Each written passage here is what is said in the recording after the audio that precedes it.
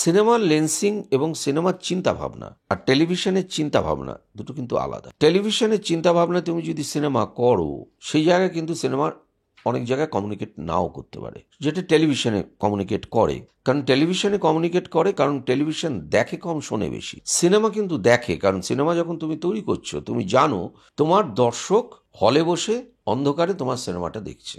কিন্তু তুমি যখন টেলিভিশনের জন্য করছো, তুমি কিন্তু জানো না তোমার দর্শক কি করছে। সে রুটি বেলছে, না সে ঝগড়া করছে, নাকি পার্টি চলছে তার মাঝখানে চলছে। যে আমার যদি ভুল, তো আমার আছেই, সে ভুলটা যদি আগে থেকে কেউ বলে দেয়, আমি তাহলে শুরু করার আগেই শুধরোতে পারবো, আমার সিনেমাতে আমি শুধরে দিতে পারবো।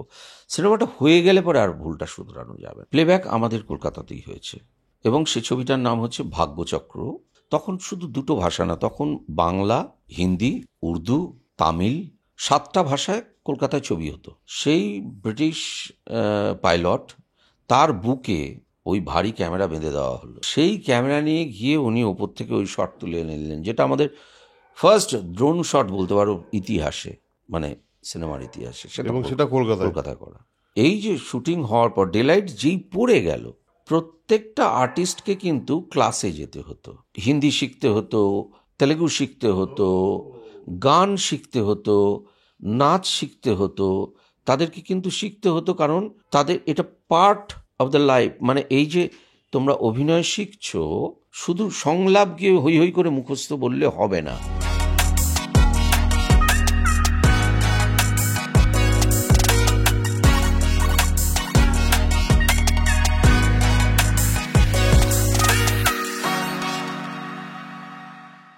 সো আজকে আমাদের সঙ্গে আছেন প্রেমেন্দু বিকাশ চাকি। আমি এই প্রেমেন্দু বিকাশ চাকি বলতে কেমন লাগে, কারণ ইন্ডাস্ট্রিতে বেশিরভাগ মানুষ যারা চাকিদাকে চেনে, চাকিদা বলেই চিনি আমরা, এবং চাকিদাই বলি। Chakida, welcome to soul connection podcast. Thank you for coming. আজকের এই এপিসোডটা আমার জন্য খুব ইম্পর্ট্যান্ট। তার কারণ হলো, আমার মনে হয় যে জীবনের বিভিন্ন ক্ষেত্রে আমি যখন যে মানুষগুলোকে অ্যাজ মেন্টার্স পেয়েছি, অ্যাজ গাইডেন্স হিসেবে বা গাইড হিসেবে পেয়েছি, বা যারা আমাকে সঠিক বকাটা দিয়েছে ঠিক সময় আমার ছোটবেলায়, তাদের মধ্যে তুমি খুব একজন ইম্পর্ট্যান্ট মানুষ। এবং সবচেয়ে বড় কথা, আমার জীবনের যে প্রথম কাজটি, তোমার মনে আছে কিনা জানি না, একজন প্রডিউসারের কাছে তুমি আমাকে পাঠিয়েছিলে, যে আমাকে ফোন করেছিল। আমি এই গল্পটা একটু বলেই শুরু করতে চাই। যে একদিন হঠাৎ আমি তখন একটা ছোট মোবাইল আমার কাছে, তো হঠাৎ দেখি চাকিদার ফোন। তার আগে চাকিদার সঙ্গে আমার কথা হয়েছে, চাকিদা আমাকে চেনে, এবং সামহাও চাকিদা আমার প্রতি একটা ভালোবাসা তৈরি হয়েছে বলে আমি বিশ্বাস করা শুরু করেছি। তো চাকিদা হঠাৎ একদিন আমাকে ফোন করে বলল, কাজ করতে হবে তো নাকি? হ্যাঁ, টাকা পয়সা করতে আসবে? বললাম হ্যাঁ, করতে তো হবে চাকিদা। বলে একটা কাজ কর, তুই এই অমুক জায়গায় চলে যা, সেখানে একজন প্রডিউসারের সঙ্গে দেখা কর, সে একটি সিরিয়াল করছে, সেই সিরিয়ালটির একজন ডিরেক্টর প্রয়োজন। আমি বললাম চাকিদা, আমি একটা নতুন ছেলে, আমি কী করে? বলে তুই পারবি, যা না, তো অত কথা বলছিস কেন, যা তো।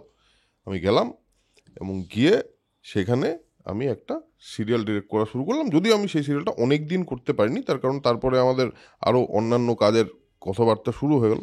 বাট সেই দিনটা বা সেই প্রথম ক্যামেরার সামনে দাঁড়িয়ে অ্যাকশন বলাটা প্রফেশনাল জায়গায়, সেটা কিন্তু চাকিদার জন্যই সম্ভব হয়েছিল। তো সেই গল্পটা দিয়েই শুরু করতে চাই চাকিদা। এই মুহূর্তে সেই দিনটা ছিল 2009-এর কথা বলছি আমি। 2010-এ তারপর চাকিদার সঙ্গে আমার একটা ছবি শুরু হয়। আমি একটা ছবি করতে চাই এবং চাকিদাকে বলি, চাকিদা না, সেই ছবিটা, এটারও একটা গল্প আছে, মজার গল্প আছে। সেটা হলো, সেই ছবিটা অন্য একজনের ডিরেক্ট করার কথা ছিল, চাকিদা তার ডিওপি ছিল, এবং সেই মুহূর্তে সে ডিরেক্টর সরে যায় বা ডিরেক্টরের সঙ্গে কিছু একটা হয়। তো তারপরে সেই প্রজেক্টটার কথা হচ্ছিল, এবং সেখানেও চাকিদা কিন্তু আমার নামই সাজেস্ট করে প্রডিউসারকে, এবং তারপর আমরা ছবিটা করি। সেই ছবিটার কি হয়েছে সেটা তো পরবর্তী জিনিস। বাট মানে যেটা নিয়ে শুরু করলাম সেটা হলো, we go a long way back, মানে 2008, 9, 10 এই সময়ের কথা বলছি। তারপর চাকিদার সঙ্গে আমার খুব একটা কথা হয়নি। চাকিদা একটু রেগেও ছিল আমার উপরে দু একটা কারণে, বাট স্টিল জীবন তো বয়ে চলা জীবনের মতো। আমার মনে হলো যে আজকে এই মানুষটার সঙ্গে কথা বলা আমার জন্য খুব important. Chakida, welcome to soul connection podcast. কেমন আছো বলো? নানা রকম 52-53 রকম নাকি? জীবনের অনেকগুলো দিক তো রে, একটা দিক নিয়ে ভালো বা খারাপ বলি কি করে? ঠিক সবকটা দিক রয়েছে, কোনো দিকটা খুব ভালো, কোনো দিকটা মাঝারি, কোনো দিকটা আবার একটু খারাপ। হুম। তো সব কিছু মিলিয়ে নানা রকম আছি আর কি। বেশ। ঠিক আছে, তোমার প্রথম শুরুর কথা একটু জানতে চাই। মানে শুরুর কথা বলতে আহ, একদম ছোটবেলার কথা জানতে চাই। মানে তোমার ছোটবেলা থেকে বড় হওয়া কোথায়, আর তোমার ছোটবেলাটা কিরকম কেটেছিল, মানে তুমি কিভাবে বড় হয়েছো, তোমার আশপাশে কি ছিল, এইটা সম্পর্কে একটু জানতে চাই। আহ, আমার আহ, একদম ছোটবেলা মানে আমার জ্ঞান হয়েছে যখন, হুম। তখন আমি দিদার কাছে মানুষ হই। সেটা আমার কোথায়? সেটা হলো মালদার ঠিক আগে গৌরবঙ্গ বলে একটা স্টেশন আছে, তার আগের যে স্টেশনটা সেটা হচ্ছে, তার নাম হচ্ছে জামিরঘাটা। আচ্ছা। তা তখন গৌরবঙ্গ হয়নি, মানে গৌড় স্টেশন হয়নি আমি যখনকার কথা বলছি। সেই মানে আমার মামা রেলে চাকরি করতেন, তার পোস্টিং ছিল ওখানে, এবং সেখানেই আমি, মানে আমার মামা যেহেতু ব্যাচেলার, আমার দিদিমা তার সাথে থাকতেন এবং আমাকে নিয়ে থাকতেন।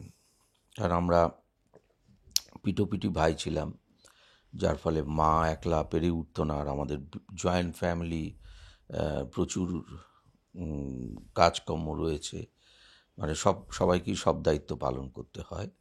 তা সেক্ষেত্রে যেহেতু আমি একটু মানে আমার মামা বাড়ির দিকে বেশি ভক্ত ছিলাম আর কি, সুতরাং আমাকে আমার দিদিমা নিয়ে যায় এবং আমার আমার ওখানেই প্রথম আমার জ্ঞান হয়। সেখান থেকে মানে একদম সেটা একটা ভূসুণ্ডির মাঠের মতো, মানে হুম। সারাদিনে একটা প্যাসেঞ্জার ট্রেন যায়, দাঁড়ায় আর কি, আবার আপে একটা দাঁড়ায় আর ডাউনে সন্ধেবেলায় একটা দাঁড়ায়, বাকি কোনো ট্রেনই ওখানে দাঁড়ায় না। আর মালগাড়ি প্রচুর যায়। আর স্টেশনের লাইনের পরে একটা বিরাট নয়নজুলি, হুম। নয়নজুলি টপকে এসে একটা সরু রাস্তা, তার পাশে কোয়ার্টার। সেই কোয়ার্টারের সামনে একটা বড় আম গাছ, তার ছায়ায় বসে আমি সারাদিন ধরে ওই কখন ট্রেন আসছে যাচ্ছে দেখতাম। মাঝে মাঝে রাখালরা গরু চড়াতে আসছে, তারা কি করছে না করছে দেখতাম। আর যারা স্টাফ ছিল ওই লাইন সারাতো, লাইন সারানোর জন্যে তাদের কাছে ওই সিগন্যাল দেওয়ার জন্যে তো পতাকা থাকতো। তা আমি সেই ফ্ল্যাগগুলো নিয়ে মাঝে মাঝে আমি আমার মতো করে তাদের কোলে উঠে আমি ফ্ল্যাগ নাড়াতাম। যখন মালগাড়ির গার্ডরা লাস্টের দিকে দাঁড়িয়ে ফ্ল্যাগ ইয়ে করতো, সেও খুব আনন্দ পেত, সেও হাসতে হাসতে, আমিও একজনের কাঁধে উঠে ফ্ল্যাগ নাড়াতাম। হুম। তা ওই মানে খুব ছোটবেলাতেই আমি একটা ঝান্ডা তুলে নিয়েছিলাম হাতে আর কি। তারপর তোমার এটা তো একদম মানে তার মানে একদম গ্রাম্য পরিবেশে বড় হওয়া একদম। একদম একদম একদম। এবং তারপর থেকে শহরে আসা কোন সময়? শহরে শহরে আমার স্কুলে ভর্তি হওয়া, যখন আচ্ছা। আমি স্কুলে ভর্তি হই তখন আমার পড়াশোনা, আমার একদম ছোটবেলা প্রথম স্কুল ছিল আমার ফ্লাওয়ার্স কর্নার, মানে আমাদের চন্দ্রোদয় ঘোষ, মানে মমতা শঙ্করের শাশুড়ি, তিনি আমাদের প্রথম প্রিন্সিপাল, মানে তার কাছে আমরা ফ্লাওয়ার্স কর্নারে পড়ি। তারপরে আমার পুরো স্কুলটাই হচ্ছে যতুর পার্ক বয়েজ স্কুল, মানে সেখানেই আমার শুরু থেকে, মানে ক্লাস 1 থেকে ক্লাস 10 আমার যতুর পার্ক বয়েজ স্কুল। এখনও আমার স্কুলের টিচার বা আমাদের সহপাঠীরা, এবং আমি একটু স্কুলে একটু পপুলার ছিলাম বলে আমার আগের ব্যাচ, আমার পরের ব্যাচ, মোটামুটি তারা সবাই তোমার চেনে? সবাই সবার চেনে এবং আমার যোগাযোগ আছে। আচ্ছা, আমার যোগাযোগ যোগাযোগ এখনো আছে, আছে? যোগাযোগ আছে দেশে বিদেশে। আমি আচ্ছা। যেখানেই যাই আমার স্কুলের যারা তাদের সাথে আমার যোগাযোগ আছে। অনেকেই এখন ছড়িয়ে ছিটিয়ে বিভিন্ন জায়গাতে, হুম হুম হুম। কিন্তু আমার যোগাযোগ আছে প্রত্যেকের সাথেই মোটামুটি। বাহ, এবার সিনেমার সঙ্গে যোগাযোগ কি করে ঘটলো তোমার? আসলে আমি খুব ছোটবেলা থেকে না, আমি ফটোগ্রাফিটা আমার একটা হবি ছিল। আচ্ছা, মানে সেই সময় ডিজিটাল না, ফিল্টারের অনেক আগে? ডিজিটাল না, তখন ডিজিটাল আমি ফিল্টার অনেক আমার আগে? আমার জীবনের প্রথম ক্যামেরা হলো ক্লিক 3, এবং ক্লিক 3 ক্যামেরাটা আমার ঠাকুরদাদা কিনে দিয়েছিলেন 35 টাকা দিয়ে। ক্লিক 3 কিরম ক্যামেরা? আকফা 120 একটা ক্লিক 3 বলে ক্যামেরা পাওয়া যেত, আছে আমার বাড়িতে এখনো। আমার পুরনো আমি যত ক্যামেরা ইউজ করেছি, হ্যাঁ, সব রেখে দিয়েছো? সমস্ত ক্যামেরা আমার কাছে আছে, সমস্ত রকমের ক্যামেরা যা আমি ইউজ করেছি, কোনো ক্যামেরা বা কোনো লেন্স আমি ফেলে দিইনি, আমার কাছে রাখা আছে। সেটা ক্লিক 3 হোক বা সুপার 8 মোশন ক্যামেরাই হোক, মানে হ্যান্ড মোশন, মানে দম দিয়ে দিয়ে চালাতে হতো, মানে কোনো ব্যাটারি নয়। টেলিভিশনের শুরুতে সেই ধরনের ক্যামেরাও ইউজ হয়েছে, কারণ আমাদের টেলিভিশন শুরু হয়েছে যখন, তখন কিন্তু আমাদের ডিজিটাল দিয়ে শুরু হয়নি পুরোটা, তখন কিন্তু আমাদের সেলুলয়েড দিয়ে টেলিভিশন শুরু হয়েছে। পার্ট ডিজিটাল ছিল আর বেশ কিছুটা সেলুলয়েড ছিল। তা সেই ক্লিক 3 ক্যামেরাটা আমার সম্ভবত ওটা আমার 1974-এ কেনা ক্যামেরা। ওটা আমার এখনও মনে আছে, ওটা 35 টাকা দাম ছিল, এবং তার জন্যে আমাকে অঙ্কে 90 পেতে হয়েছিল, কারণ আমার দাদু বলেছিলেন যদি 90 ক্রস করে তাহলেই আমি টাকাটা পাবো। তো আমি 90 ক্রস করতে পারিনি, কারণ মানে আমি কোনোদিনই পড়াশোনায় খুব একটা ভালো ছেলে ছিলাম না, ওই পাস করে যেতাম আর কি। কিন্তু ওই ক্যামেরাটা কেনার জন্য সেবার আমি প্রচুর অঙ্ক করেছিলাম, মুখস্থ করেছিলাম অঙ্ক, গসাগু লসাগু সব মুখস্থ করে গিয়েছিলাম, গিয়ে আমি 90 পেয়েছিলাম, এবং তার জন্যে ক্যামেরাটা পেয়েছিলাম 35 টাকা দিয়ে। এই আমার ছবি তোলা শুরু হলো। এবং সেটা দিয়ে শুরু করতে করতে করতে করতে আমার মনে হলো যে ছবি তুললে হবে না, ছবি তোলা একরকম আর ওই ছবিটা প্রিন্ট করাটা একরকম। আমার প্রিন্ট করাটা শিখতে হবে, কারণ ছবি তুললে হবে না।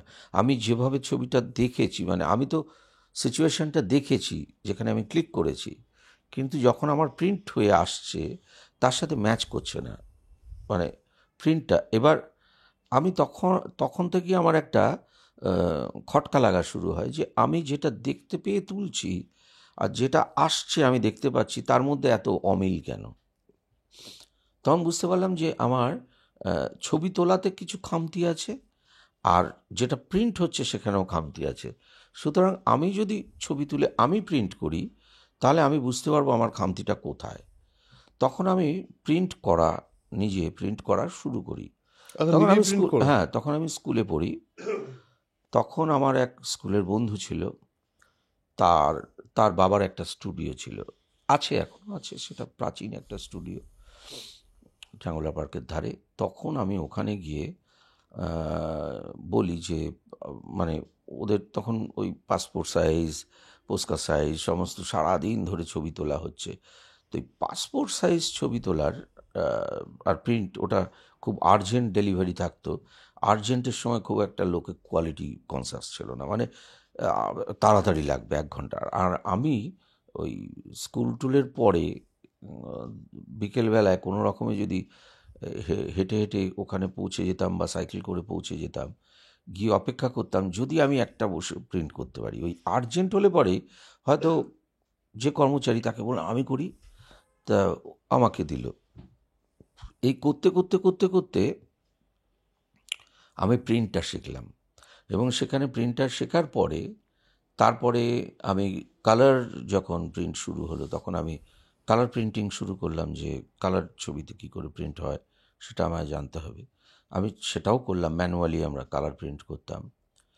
করার পরে আমার বাড়িতে, ইনফ্যাক্ট আমার শোয়ার ঘরেই আমার বালিশটা থাকতোই হচ্ছে প্রিন্টার ঘেঁষে, মানে আমার মাথার কাছেই বড় প্রিন্টার ছিল, লেন্স ছিল, গোটা ঘরে আমার কেমিক্যাল ট্রে ফে। বিয়ের পরে তো বৌদি আসাতে তখন ওগুলো সব আস্তে আস্তে বন্ধুবান্ধবকে, যারা পরবর্তী জেনারেশন যারা করতে চায়, শিখতে চায়, তাদেরকে দিয়ে দিয়েছি। বাট এই প্রিন্টিং বিষয়টা তো এটা একটা খুব, মানে কি বলবো, খুব ডেলিকেট বিষয় ছিল সেই সময়, কারণ তখন তো আর ডিজিটাল এইভাবে প্রিন্ট হয়ে বেরিয়ে আসতো না, তখন তো ওটার মধ্যে অনেক কিছু ছিল। ম্যানুয়াল প্রিন্ট জানতাম বলে যখন আমি সিনেমাতে এসেছি, তখন আমার খুব একটা অসুবিধা হয়নি, কারণ আহ, আমি জানতাম ল্যাবে কি হচ্ছে। মানে যখন শুটিং হয়, সেলুলয়েডে যখন শুটিং হয়, শুটিংটা হলো পিওর ফিজিক্স, হুম, কিন্তু যখন ওটা ল্যাবে যাচ্ছে তখন পিওর কেমিস্ট্রি। ঠিক। আর আমি নিজে কমার্সের স্টুডেন্ট, সুতরাং আমাকে ইকোনমিটা বুঝতে হবে, হুম, তারপর আমার ফিজিক্স আর কেমিস্ট্রিটা কেমিস্ট্রি বুঝতে হবে। ব্যালেন্সটা করতে হবে। ঠিক। সুতরাং আমি সবসময় ইকোনমি দেখেই কাজ করতাম।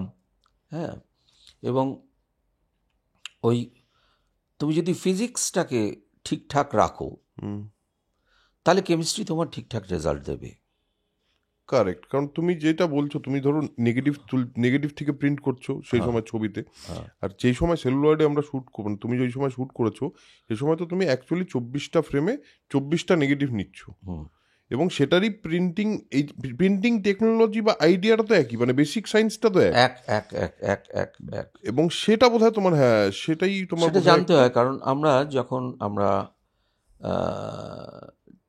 শ্যুট করলাম, হুম, শ্যুট করে যখন আমরা মানে তখন কি হতো, এখন যেমন আমি এক জায়গায় দাঁড়িয়ে শুটিং করছি, মানে শ্যুট করছি হুম, অ্যাজ এ ডিওপি। হুম, যদি আজকে আমি শ্যুট করি, তা আমার জায়গা থেকে আমার ডিরেক্টরের ডিস্টেন্স হয়তো কয়েকশো মিটার দূরে, সে একটা সুতো দিয়ে একটা কানেক্ট করা, হুম, সেখানে বসে সে দেখে ওকে বলে দিল। হুম, কিন্তু আমরা যখন শুটিং করতাম করতাম হ্যাঁ, হ্যাঁ past ওটা তো tense, এখন, হ্যাঁ।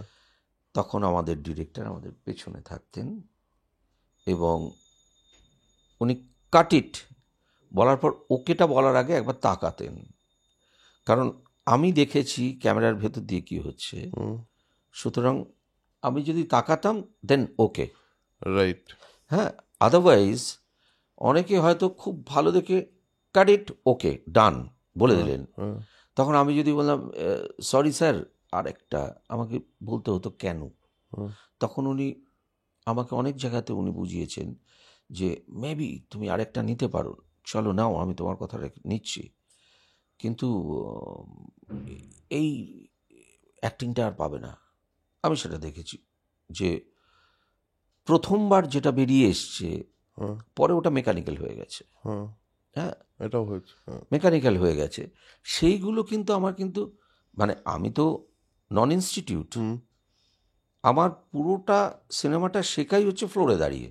হুম, আমি কাজ করতে করতে শিখেছি, এবং কাজ করতে মানে আমি ক্যাটওয়ার্কে উঠে লাইটের সেন্টারও দিতে পারি, হুম, সেটাও আমায় দিতে হয়েছে। আমার প্রয়োজনে আমায় বুমও ধরতে হয়েছে, ফোকাস পুল তো করেইছি, বা লাইট কাঁধে নিয়েও যাওয়া, মানে পুরো বিষয়টার ভেতরে আমার, মানে 360 ডিগ্রি ফিল্মটার ভেতরে আমাকে ঘুরতে হয়েছে। হুম। তোমার এই প্রথম এন্ট্রিটা কোথায় হলো ফিল্মে?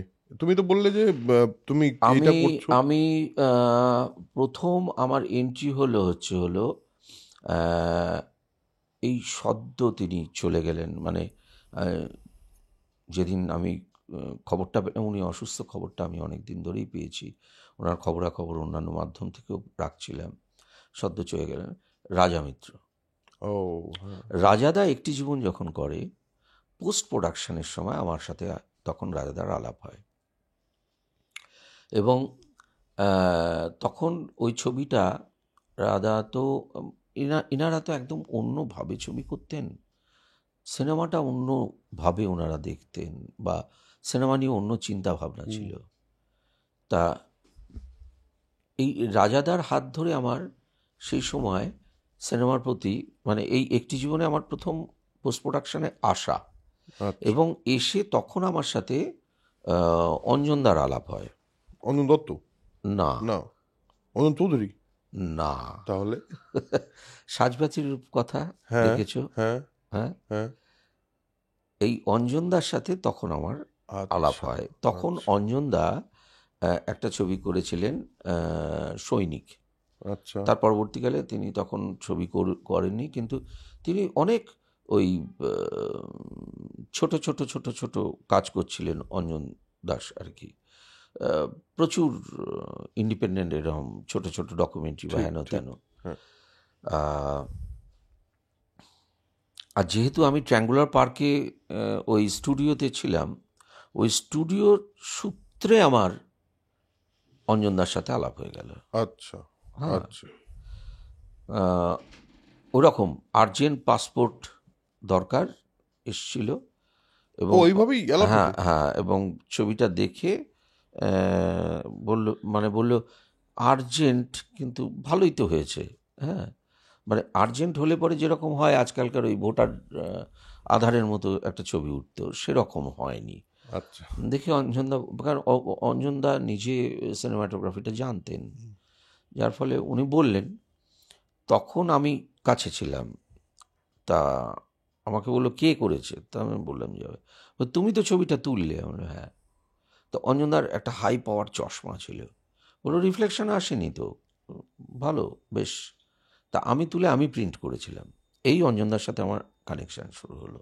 আচ্ছা। হ্যাঁ, আহ, এবং এই ছবি তোলার দৌলতে আমার সাথে 13 পার্বণ করে সবে বেনুদা নাম ডাক হয়েছে সব। বেনুদাও পাসপোর্ট তুলতে এসে আমার সাথে আলাপ হয়েছে, ও বেনুদা। আচ্ছা, অদ্ভুত তো। হ্যাঁ, কারণ ওই সময় আমি ওই যেহেতু ওগুলো করতাম, তা ওই সূত্র ধরে যখন আমার অঞ্জনদার সাথে আলাপ হলো, তখন অঞ্জনদার বাড়িতে আমি রেগুলারই যাতায়াত যেতাম, করতো? যাতায়াত করতাম, এবং যাতায়াত করে উনি তখন এই এটা একটু লেখো, ওটা একটু, আচ্ছা এটা কি করে হবে দেখো। তো উনি আমাকে কিন্তু ওই কাজগুলো দিতেন, যেগুলো আমি তখন আমি তখন আমার ওই ভাবনা চিন্তার ইয়েটা শুরু হলো যে এই চরিত্রটা একটু লিখে দিতে বলছে, বলছে এটা দেখো তো এইরকম যদি হয়, এটা এটা একটু লিখে নিয়ে এসো, কালকে লিখে নিয়ে এসো না, দেখি কি হচ্ছে। তখনকার লোকজনগুলো এরকমই হয়তো ছিল একটু, হ্যাঁ। হ্যাঁ। যার ফলে এইগুলো পেয়েছি, পেতে পেতে পেতে পেতে তুমি তো 19 তখন একদম ইয়াং, মানে আমি তখন মানে তখন সদ্য আমি college college first year, first, একদম মানে হ্যাঁ একদম ইয়াং। ফার্স্ট ইয়ারে একদম, হ্যাঁ ফার্স্ট ইয়ার, তো ফার্স্ট ইয়ার সেকেন্ড ইয়ারের হওয়ার হ্যাঁ সময়। তারপর 1990 তখন থেকে আমি কাজ করছি টুকটাক টুকটাক, এর সাথে ওর সাথে জগাদা, মানে হ্যাঁ। জগাদার সাথে আমি প্রচুর কাজ করেছি তখন, বিজ্ঞাপন। তখন জগাদা আর ময়দা দুজনা মিলে কাজ করতেন, বিজ্ঞাপন, কর্পোরেট টর্পোরেট, তাদের সাথে কাজ করছি। ওই সব সব জায়গাতেই ওই আহ, সর্বঘটের কাঁঠালি কলার মতো আছি, যে যা বলছে ফরমাইশ খাটা, সবটাই সব কিছু করতে হতো, মানে আলাদা কোনো ডিপার্টমেন্ট নয়। এবং সর্বশেষে যখন সবার পেমেন্ট টেমেন্ট হতো, তখন কোনায় হয়তো দাঁড়িয়ে থাকতাম চুপ করে। আহ, কেউ দয়া হলে হয়তো দিয়েছে 10-5 টাকা, কারণ গাড়ি ভাড়ার জন্যে, আবার দেয় উনি। কিন্তু 1990-তে একটা ছবি করলাম, প্রথম ফিচার ছবি আমার, যেখানে আমি কাজ করলাম as a DOP? As a DOP না, ওই অ্যাসিস্ট্যান্ট। Assistant DOP. সেখানে গিয়ে আমাকে তখন সুব্রত সেন শর্মা বললেন যে চাকিকে তো একটা টাকা দেওয়া উচিত। তা আমার তখন রেমুনারেশন ছিল পার ডে 70 টাকা। হ্যাঁ, এবং সকালবেলা উঠে আমার প্রথম কাজ ছিল হলো আর্টিস্টদের রেডি করানো, ও তুমি ডিরেকশন ডিপার্টমেন্টের সব অ্যাসিস্ট্যান্ট সব ছিলে? আর করতে সব হতো। করতে, আচ্ছা। তারপর? আর্টিস্টদের রেডি করানো, তারপরে আহ, আহ, যখন শুটিং হচ্ছে তখন বুম ধরা, শটের সময় বুম ধরা, তার আগে লাইটের কোনো কাজ থাকলে বলে সেটা করা। লাঞ্চ ব্রেকে আমাকে হয়তো মাঝে মধ্যেই খাবার পৌঁছে দিতে হতো, কারণ আউটডোর শুটিং, বহু দূরে সব আর্টিস্টরা রয়েছে। তা আমাকেও বলতো যে এই তুই দুটো থালা নিয়ে যা, আমি নিয়ে গিয়ে পৌঁছে দিতাম, খাবার পৌঁছে দিয়ে এসেছি। রাত্রিবেলা আফটার প্যাক আপ, তখন আমাকে বলতো এই কালকে গান আছে, গানটা শুনে লিখলে। তা আমি বসে বসে গান লিখতাম, গানের কথা লিখে দিতাম পরের দিন। সকালবেলা গিয়ে গানের কথা মুখস্থ করাতাম। আবার শুটিংয়ের সময় যখন দেখতাম বুম ধরতে হচ্ছে না, তখন হয়তো ড্রেস কন্টিনিউটি লিখতাম, সবই লিখতাম, কিন্তু পার ডে 70 টাকা পেতাম। অনেক মানে সব রকমই কাজ করতে আর কি। তা তখন সবই করতে হতো, তখন মানে তখন আমি কিন্তু তখন গিল্ডের মেম্বার বা কিছু নই। আচ্ছা। আমি কিন্তু কোনোদিনই সে অর্থে আমি গিল্ডের মেম্বার হয়েছি বহু পরে, বহু পরে। হুম। তখন আমার প্রচুর ছবি হিট করে গেছে সমস্ত কিছু তখন। আচ্ছা। প্রথম অ্যাজ এ সিনেমাটোগ্রাফার বা অ্যাজ এ ডিওপি প্রথম কাজ কোন সময় করলে? অ্যাজ এ ডিওপি প্রথম কাজ করলাম আমি হলো অন্য স্বপ্ন বলে একটা ছবি, অশোক বিশ্বনাথনের। আচ্ছা। হ্যাঁ, সেটাতে আমি প্রথম অ্যাজ এ ডিওপি কাজ করলাম। অশোক একটা ছবি ভাবছিল তখন, তো একদিন আলোচনা হচ্ছিল। তার আগে আমি অশোকের সাথে কাজ করেছি, তখন আমি সুদীপের সাথে, সুদীপ চ্যাটার্জি, হুম। ওর সাথে আমি অ্যাসিস্ট করি। তা সেই সময় আমি থিয়েটার থ্রু দ্য এজেস বলে একটা বাংলা থিয়েটারের ইতিহাস, সেটার উপরে একটা অশোক বড় কাজ করেছিল প্রসার ভারতীর জন্যে। সেখানে আমি একজন অ্যাসিস্ট্যান্ট ডিওপি ছিলাম। তা সেই সূত্রে অশোকের সাথে আমার সম্পর্ক, এবং তার আগে থেকেই মানে অশোকের সাথে সম্পর্ক আমার অনেক বছরের, কিন্তু এই কাজের সূত্র ধরে তখন সম্পর্ক শুরু হয়। তারপরে ওর কতগুলো সিরিয়ালে করছি, তারপরে ও হঠাৎ করে প্ল্যান করলো, যখন আমাদের টুইন টাওয়ার্স ভেঙে পড়লো তখন ও একটা ছবি করবে ঠিক করলো, এবং সেটা ফিচার, ইন্ডিপেন্ডেন্ট ফিচার, এবং 16-এ হবে। সুপার 16। তা আমি বললাম ঠিক আছে। তখন ওটা দিয়ে আমার প্রথম মানে ইন্ডিপেন্ডেন্ট ফিচার শুরু হলো আর কি, শুরু সেখান থেকে। সেটা কোন সাল? সেটা 2009 বোধ হয়। ওরকম। হ্যাঁ, কারণ টুইন টাওয়ার ভাঙলো তো 9তেই না? হ্যাঁ 2001। হ্যাঁ হ্যাঁ, না 2009 কি বলছিস? 2009 তো আমার না না, প্রচুর সুপার ডুপার হিট ছবি সরি বেরিয়ে সরি, গেছে। 2009 কি বলছি, 2009 তো হ্যাঁ আমিই ছিলাম। হ্যাঁ, 2001 না? Twin tower bungalow. 2001। হ্যাঁ আচ্ছা। হ্যাঁ। আর তারপর থেকে তো তোমার মানে তার মানে শুরু হয়ে গেল জার্নিটা, হ্যাঁ, এবং তারপর মানে এটা জার্নি কিন্তু তার আগে শুরু হয়ে গেছে, মানে জার্নি আমি তো তো তোমার প্রথম টেলিভিশন, প্রিন্টিং থেকে শুরু না হচ্ছে না টেলিভিশনে আমি তার আগে কাজ করছি অ্যাজ এ ডিওপি। ডিওপি।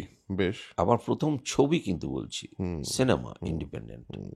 তার আগে আমার কিন্তু ইন্ডিপেন্ডেন্টলি আমি টেলিভিশনে কাজ করছি। হুম।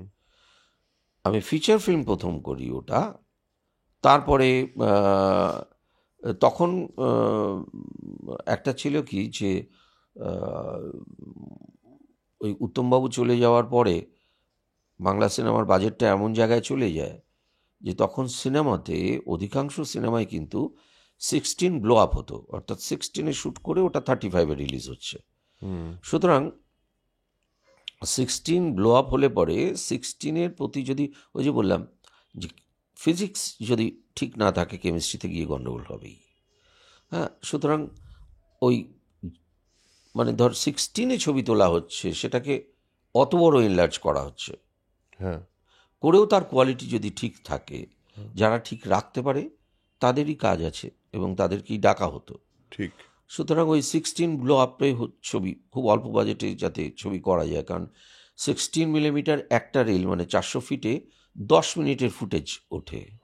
সেক্ষেত্রে 35-এ 400 ফিটের ফুটে 4 মিনিট ওঠে।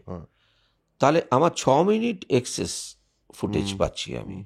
সেটা একটা বিরাট বড় মানে 6 মিনিট মানে ডবলের বেশি। হ্যাঁ, 2.5 গুণ। তা 2.5 গুণ বেশি আমি স্টক ইয়ে করছি, এবং দামের দিক দিয়েও অনেক তফাৎ কম।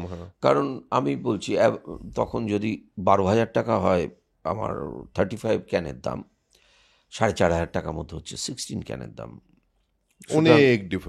অনেকটা ডিফারেন্স টাকা। সুতরাং তখন কিন্তু ওই 16 কারণ ডিজিটাল আসেনি। হ্যাঁ। ডিজিটালে কিন্তু আজকে ধর রেড ক্যামেরা, রেড ওয়ানে প্রথম আমি ছবি শ্যুট করি 2010 সাল, বাই বাই ব্যাংকক। তার আগে আমাদের এখানে কোনো রেড ক্যামেরার শুটিং হয়নি, একদমই না। রেড ক্যামেরা কোনো শুটিং হয়নি। 2010 সালে আমি যখন বাই বাই ব্যাংকক করি, তখন আমি ডিসিশন নেই যে ছবিটার যেহেতু ওরকম বিদেশে হবে এবং ওই সময়ে ওই পরিবেশে ওর মধ্যে করতে হবে এবং এতগুলো স্টার কাস্ট, হ্যাঁ হ্যাঁ সুতরাং আমি তখন বললাম ওই যে মানে ক্যামেরাটা তখন আমার মনে হলো যে অলরেডি ইন্ডিয়ায় চলে এসছে, হ্যাঁ সুতরাং আমি এটা কেন ইউজ করব না, তখন বম্বে থেকে আনানো হলো। তখন কলকাতাতেও ছিল না? না না না না, কলকাতায় ছিল না। আচ্ছা। আমাদের ইপি ছিলেন নিতেশ শর্মা, হ্যাঁ। ওই ছবির দায়িত্ব ছিল। নিতেশকে রিকোয়েস্ট করলাম এবং আমি বলেও দিলাম আমার পরিচিত কোথায় বম্বেতে এটা হচ্ছে। নিতেশ কথা বলল এবং সেটা নিয়ে আসা হলো। এবং বাই বাই ব্যাংকক হচ্ছে হলো প্রথম রেড ওয়ানে শ্যুট করা বাংলা ছবি। এবং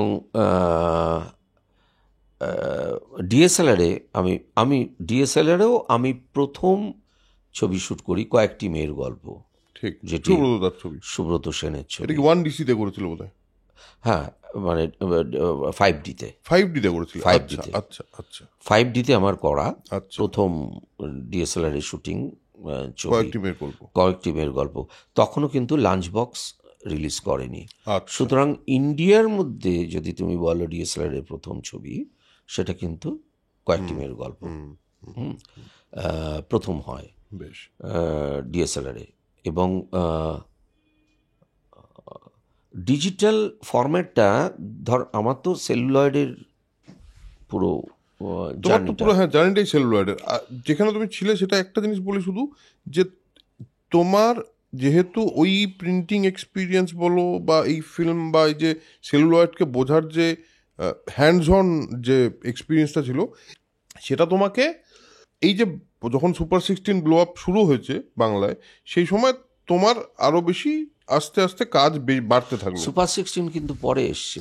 শুধু 16 ছিল তখন, না? 16 তখন 16। আচ্ছা আচ্ছা, সরি, এটা আমি বোধহয় ভুল জানতাম। সুপার 16 বা সুপার 35 এগুলো পরে এসছে। এগুলো পরে এসছে। এগুলো পরে আসার পেছনে কারণ হচ্ছে হলো যে সুপার 16 বা সুপার 35 জিনিসটা কি, হ্যাঁ বলো তো একটু।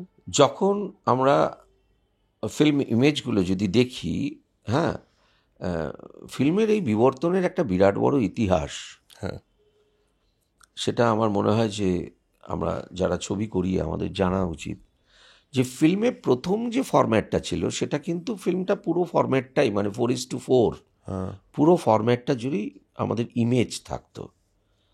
হ্যাঁ, সেই ইমেজটাকে নিয়ে যখন আমরা কাজ করছিলাম তখন ছিল নির্বাক যুগ।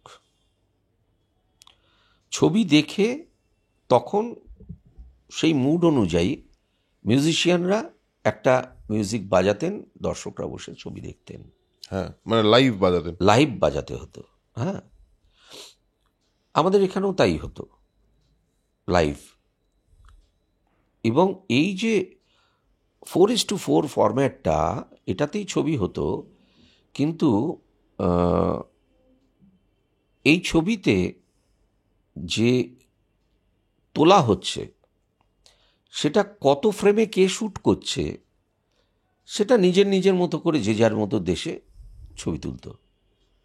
যে কারণে আমরা অনেক ছবিতেই দেখি লোকটা টাক টাক টাক টাক করে চলে গেল, হ্যাঁ হ্যাঁ, চালি চালটা করে হেঁটে আসছে। কিন্তু যে এই যে পুরো বিষয়টা, এই বিষয়টার পেছনে কারণ হচ্ছে হলো তখন কিন্তু আমাদের কে কত ফ্রেমে শ্যুট করছে সেটা কিন্তু তখনও নির্ধারিত হয়নি। নির্বাক যুগ, যে কোনো ছবি যে কোনো দেশে যে কোনো প্রদেশে গিয়ে চালানো যায়। সিনেমা ছিল তখন ইউনিভার্সাল। সিনেমা আঞ্চলিক হলো যেদিন সিনেমা সবাক হলো। এটা তো ঠিকই বলেছো। তত নির্বাক যতদিন ছিল ততদিন তো সবার কাছে ওটা কমিউনিকেট করছে। যেই সবাক হয়েছে সেটা আঞ্চলিক হলো। বেশ, এবার হচ্ছে হলো যে এই যে সবাক হলো, এই সাউন্ডটা কি করে এবার ম্যাচ হবে? কারণ আমরা জানি যে বিদ্যুৎ চমকালে পরে আগে লাইটটা আসছে, আমরা কানে আঙুল দিয়ে দাঁড়াচ্ছি, তারপরে বাস সাউন্ডটা হচ্ছে। একদম। তো সিনেমার ক্ষেত্রে যখন একটা ক্যারেক্টার কথা বলছে, প্যারালালি যদি সাউন্ড যায় তাহলে সেটা আউটসিঙ্ক করবে, কখনোই হবে না। আচ্ছা, সুতরাং একটা হিসেব ছিল যে 18.5 ফ্রেম পেছনে আমার এই সাউন্ডটা গেলে পরে তাহলে আমার ম্যাচ করছে। এটা এডিটরদের কাজ। সাউন্ডটাকে আলাদা নেওয়া হতো, সাউন্ডটা আলাদা নেগেটিভ, পিকচারটা আলাদা নেগেটিভ, দুটোকে একসাথে ম্যাচ করিয়ে দিয়ে এবার যখন প্রিন্ট করা হতো তখন আমাদের এই যে ছবির ইমেজ সাইজটা যেটা ছিল, এই সাউন্ডটাকে কোথায় দেওয়া হবে, কারণ সাউন্ডটা তো একটা ছোট্ট ওয়েব, মানে একটা তার ভেতরেই সাউন্ডটা ঢুকে যাচ্ছে, ইমেজের মতো তো অত বড় জায়গা নেয় না। সুতরাং ওই যে ফিল্মের ইমেজটা রয়েছে ওর ভেতরে আমাদের যে পারপুরেশন রয়েছে, যেখান থেকে প্রজেক্টরটা ঘুরবে তার সাইডে একটা সাইডে সাউন্ডটাকে জায়গা করে দেওয়া হলো। একদম সরু একটা লম্বা লাইন, সরু লম্বা হয়ে যাচ্ছে। আমি এটা দেখেছি এবং ফিল্মের। এবার কি হলো, এই 4:4 আর নেই, তখন 4:3 হয়ে গেল, একটা পার্ট সাউন্ড নিয়ে নিল। ও, এবার কি হচ্ছে, আমাদের এই যে আগে যেমন যে যার মতো করে শ্যুট করতাম, মানে তার ফিল্ম পার ফ্রেম কত, আমরা কেউ হয়তো 20 ফ্রেমে করছে, কেউ 22 ফ্রেমে করছে, কেউ 24 ফ্রেমে করছে, মানে তার মতো করে শুটিং করছে। কিন্তু তখন ইন্টারন্যাশনালি বলে দেওয়া হলো যে এটাকে কিন্তু 24 ফ্রেম পার সেকেন্ডেই করতে হবে, না হলে পরে কিন্তু ইমেজ আর সাউন্ড আর সাউন্ড ম্যাচ করবে না। আচ্ছা, বেশ। সারা পৃথিবীতে তখন কিন্তু এই এলো 24 ফ্রেমস পার সেকেন্ড। এই প্রথম এলো। হ্যাঁ, অর্থাৎ আমি যদি সেটা না শ্যুট করি 24 ফ্রেমসে তাহলে আমার সাউন্ড ম্যাচ করবে না। ও আচ্ছা, এবং যত প্রজেক্টর আছে তারা 24 ফ্রেমস পার সেকেন্ডই দেবে প্রজেক্ট করার জন্য। প্রজেক্ট করবার জন্য। সেখানেও ক্যালকুলেট করা হলো এই প্রজেক্টর কিন্তু 24 ফ্রেমস পার সেকেন্ড আমাকে প্রজেক্ট করতে দিচ্ছে। অর্থাৎ 24 ম্যাচ করলে পরে তোমার অ্যাক্টিং, তোমার লিপ এবং তোমার সাউন্ড ম্যাচ সব করে ম্যাচ যাচ্ছে। করে দেবে। আচ্ছা, এইখান থেকে তার মানে মডার্ন সিনেমার শুরুটা এটা আর কি, মানে উইথ সাউন্ড যে সিনেমাটা শুরু হলো। আচ্ছা আচ্ছা। এবার কি হচ্ছে, এই যে 24টা ফ্রেম, তা এই ফ্রেমের মাঝখানে তো একটা ছোট্ট করে গ্যাপ দিয়ে আরেকটা ফ্রেম হচ্ছে, আরেকটা গ্যাপ দিয়ে আরেকটা ফ্রেম, ঠিক। এবার এই যে ফ্রেম যে সাইজগুলো ছিল আর কি, এইটা তো বড় ছিল, মানে প্রথম ক্যামেরা যদি আমরা দেখি যেখানে শুটিং করার জন্যে, সেটা ধরে নেওয়া যেতে পারে প্রায় গোটা 12-13 জন কাঁধে করে নিয়ে যেত একটা ক্যামেরার যা সাইজ ছিল, সেটা শ্যুট করতে ওরকম লাগতো। কিন্তু এই ক্যামেরা বিবর্তন যেটা হলো সেটা কিন্তু মোটামুটি আমাদের দ্বিতীয় বিশ্বযুদ্ধের থেকে। দ্বিতীয় বিশ্বযুদ্ধের সময় দেখা গেল যে যুদ্ধের যে ডকুমেন্টেশন, তার জন্য অতগুলো পালোয়ান ক্যামেরা নিয়ে ঘুরে বেড়াচ্ছে যুদ্ধের ক্ষেত্রে, এটা তো হতে পারে না। সেই সময় কিন্তু পরীক্ষা নিরীক্ষার মধ্যে দিয়ে আমাদের ক্যামেরার সাইজ ক্রমশ ছোট হতে থাকলো, আস্তে আস্তে আস্তে আস্তে আমরা কিন্তু 35, 16, হ্যাঁ 8, এগুলো 8mm এগুলো পেলাম। এবং যখন এই 8mm পেলাম বা 16mm পেলাম, এগুলোর থেকেও যাতে আমাদের আরও সংশয়, মানে কী বলে, মানে আরও বেশি একটু সঞ্চয় হয়, সেই জন্য আমাদের কি হলো, এই যে পারপুরেশনগুলো এবং এই যে ফিল্ম ইমেজগুলো নেগেটিভের মধ্যে, এর মাঝখানে যে গ্যাপটা, একটা ফ্রেম তারপরে আরেকটা ফ্রেম তারপরে আরেকটা, মাঝখানের গ্যাপটাকে যদি সরিয়ে দেওয়া যায়, 400 ফিটের মধ্যে যদি আমরা ওই জাস্ট 2 মিলিমিটার গ্যাপটাকে যদি সরিয়ে দেই, তাহলে 400 ফিটের মধ্যে এই 2 মিলিমিটার করে কতটা এক্সট্রা ফ্রেম হবে, রাইট। সেই যে যখন ওই গ্যাপটাকে সরিয়ে দেওয়া হলো, তখনই ওটা হয়ে গেল সুপার 35, সুপার 16, সুপার 8। অর্থাৎ সুপারে ওই মাঝখানে গ্যাপটা থাকলো না, মানে ফ্রেম টু ফ্রেম পরপর পরপর আসা শুরু করলো, মাঝখানে গ্যাপটা উড়ে গেল। আচ্ছা, সুপার 35, সুপার 16, সুপার, এগুলো অনেক পরে। আচ্ছা, এই যে ধরো এই যে পার্টিকুলার একটা নাম্বার, একটা ফ্রেমের সঙ্গে একটা ইয়ের সঙ্গে অ্যাড করা হচ্ছে, এই নাম্বারটা এক্স্যাক্টলি কি? মানে ধরো 16টা কি? মিলিমিটার? 16 mm। মিলিমিটার। হ্যাঁ, এবার এই মিলিমিটারটা কি ফিল্মের টোটাল লেংথ বা সাইজ? হ্যাঁ, আমরা ডায়াগোনাল মাপবো। ডায়াগোনাল। ডায়াগোনাল। ডায়াগোনাল মাপি। হ্যাঁ। আচ্ছা, একটা আমাকে কথা বলো, এটা আমার অনেকদিন ধরে ভাবি, আমি মাঝে মাঝেই, আমি দর্শকদের জন্য জিজ্ঞেস করি, 8, 16, 32 না করে 35 কেন? দেখো, আমাদের কি ছিল, আমাদের ধরো আমরা যদি মানে এগুলো এগুলো প্রত্যেকটাই হচ্ছে হলো লেন্স অনুযায়ী হয়। হ্যাঁ। লেন্স অনুযায়ী কিন্তু আমার ফিল্ম ফরম্যাটটা হচ্ছে। শুধু 8, 16, 32 নিয়ে আমরা পড়ে থাকলে হবে না। যখন টেলিভিশন আবিষ্কার হয়, হ্যাঁ। টেলিভিশন আবিষ্কারের পরে দেখা যায় যে মানুষ সিনেমা দেখতে আর হলমুখী হচ্ছে না, এবং মানুষ তখন ঘরের ভেতরে বসেই সেই আনন্দ উপভোগটা করার চেষ্টা করছে। সেই সময় দাঁড়িয়ে সিনেমার একটা বিরাট বড় বিবর্তন দেখা যায়।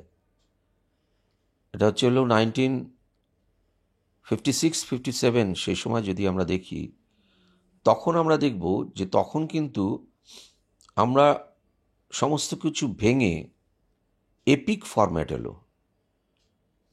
এপিক ফরম্যাট মানে 70 mm 70 mm। Epic format. এবং তখন আমরা যদি সাউন্ড অফ মিউজিক হ্যাঁ। বা বেনহার এগুলো দেখি, এগুলো কিন্তু এপিক ফরম্যাটে।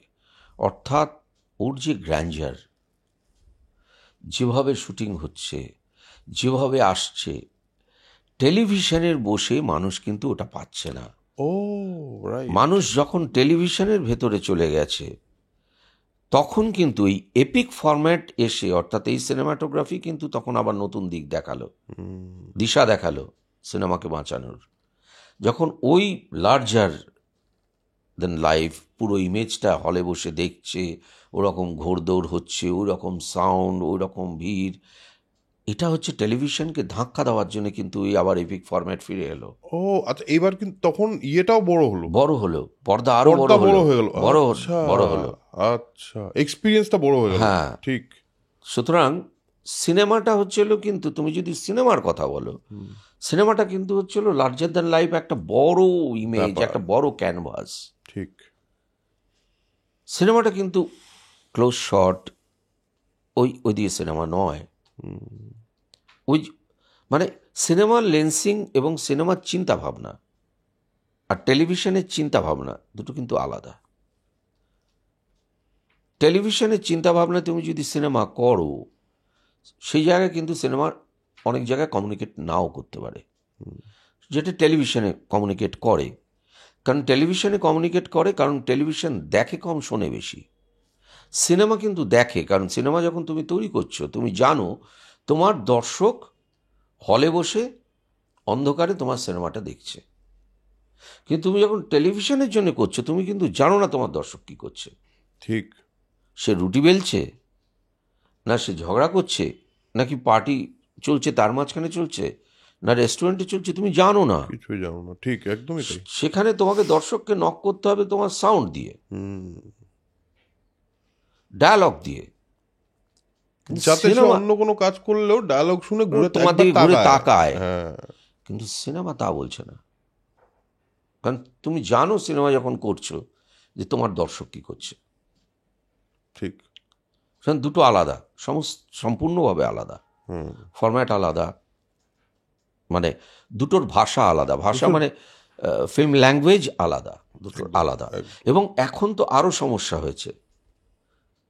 এখন সবথেকে বড় সমস্যা ইদানিংকালে, যেটা নিয়ে প্রায় ভাবি, যে আমরা তো ছিলাম একটা স্কোয়ার ফরম্যাটে 4x4, সেখান থেকে আমরা একটা রেক্ট্যাঙ্গুলারে এলাম 35, সেখান থেকে আমরা এপিক একটা আরেকটু লম্বা।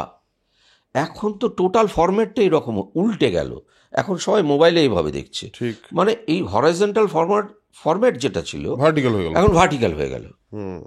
এখন চিন্তা ভাবনা তোমাকে সব ভার্টিক্যালের মধ্যে নিয়ে আসতে হচ্ছে।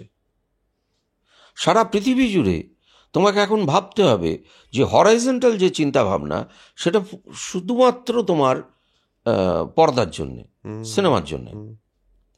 বাকি তুমি যে চিন্তা ভাবনা করছো সেটা কিন্তু ভার্টিক্যাল করতে হবে। অর্থাৎ তোমার চিন্তা ভাবনার ম্যাগনিফিকেশন, কম্পোজিশন সব বদলে দিয়েছে কিন্তু। ট্রু। সেক্ষেত্রে আমাদের প্রতিনিয়ত আবার দেখতে হবে যে নতুন পেন্টাররা কিভাবে ভাবছে, নতুন স্টিল ফটোগ্রাফাররা কিভাবে ছবি তুলছে, কি করছে না করছে। কারণ আমাদের ফরম্যাটটা কিন্তু আবার চেঞ্জ হচ্ছে। তারাও কিন্তু আজকে দেখা যায় যে পেন্টাররা তাদের ফরম্যাট চেঞ্জ করছে। সময়ের সাথে সাথে সব জায়গাতেই একটা কিছু চেঞ্জ হচ্ছে তো। কিন্তু কেউ পেন্টিংটা তো মোবাইলে দেখছে না, পেন্টিংটা তো একটা ক্যানভাসে দেখছে বা কোনো গ্লাস ইমেজের উপর, কোনো একটা সারফেসের ওপর রয়েছে, সেখানে তারা দেখছে বা সেটা করছে। আমার যে চিন্তা ভাবনা সেটা এই প্রযুক্তির সাথে কিভাবে যোগ সাধন করবে সেটা কিন্তু আমার মানে একটা নিজস্ব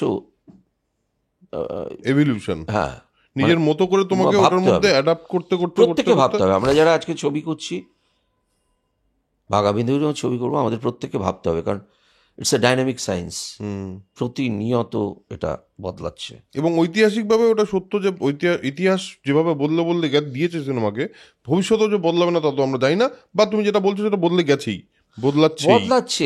সিনেমার বয়স কত? 120 বছর, 125 বছর বয়স। হ্যাঁ, এটা এমন কি আমাদের এখানে এর ভেতরে, তার ভেতর সিনেমা যা বদলে দিয়েছে, যা হয়েছে, হ্যাঁ, সেটা একটা বিরাট বৈপ্লবিক পরিবর্তন। আর মারাত্মক পরিবর্তনের মুহূর্তে আমরা এসেছি সিনেমা জগতে, যেখান থেকে আমরা সেলুলয়েড থেকে আস্তে আস্তে ডিজিটালি আসছি, এসে দুটো ফরম্যাটে।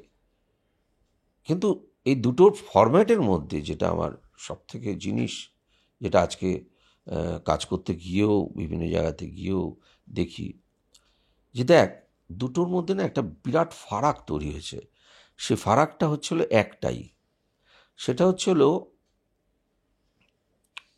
সেলুলয়েডে যে কোনো ভুলটা, এই সরিটা ছিল ভীষণ মূল্যবান।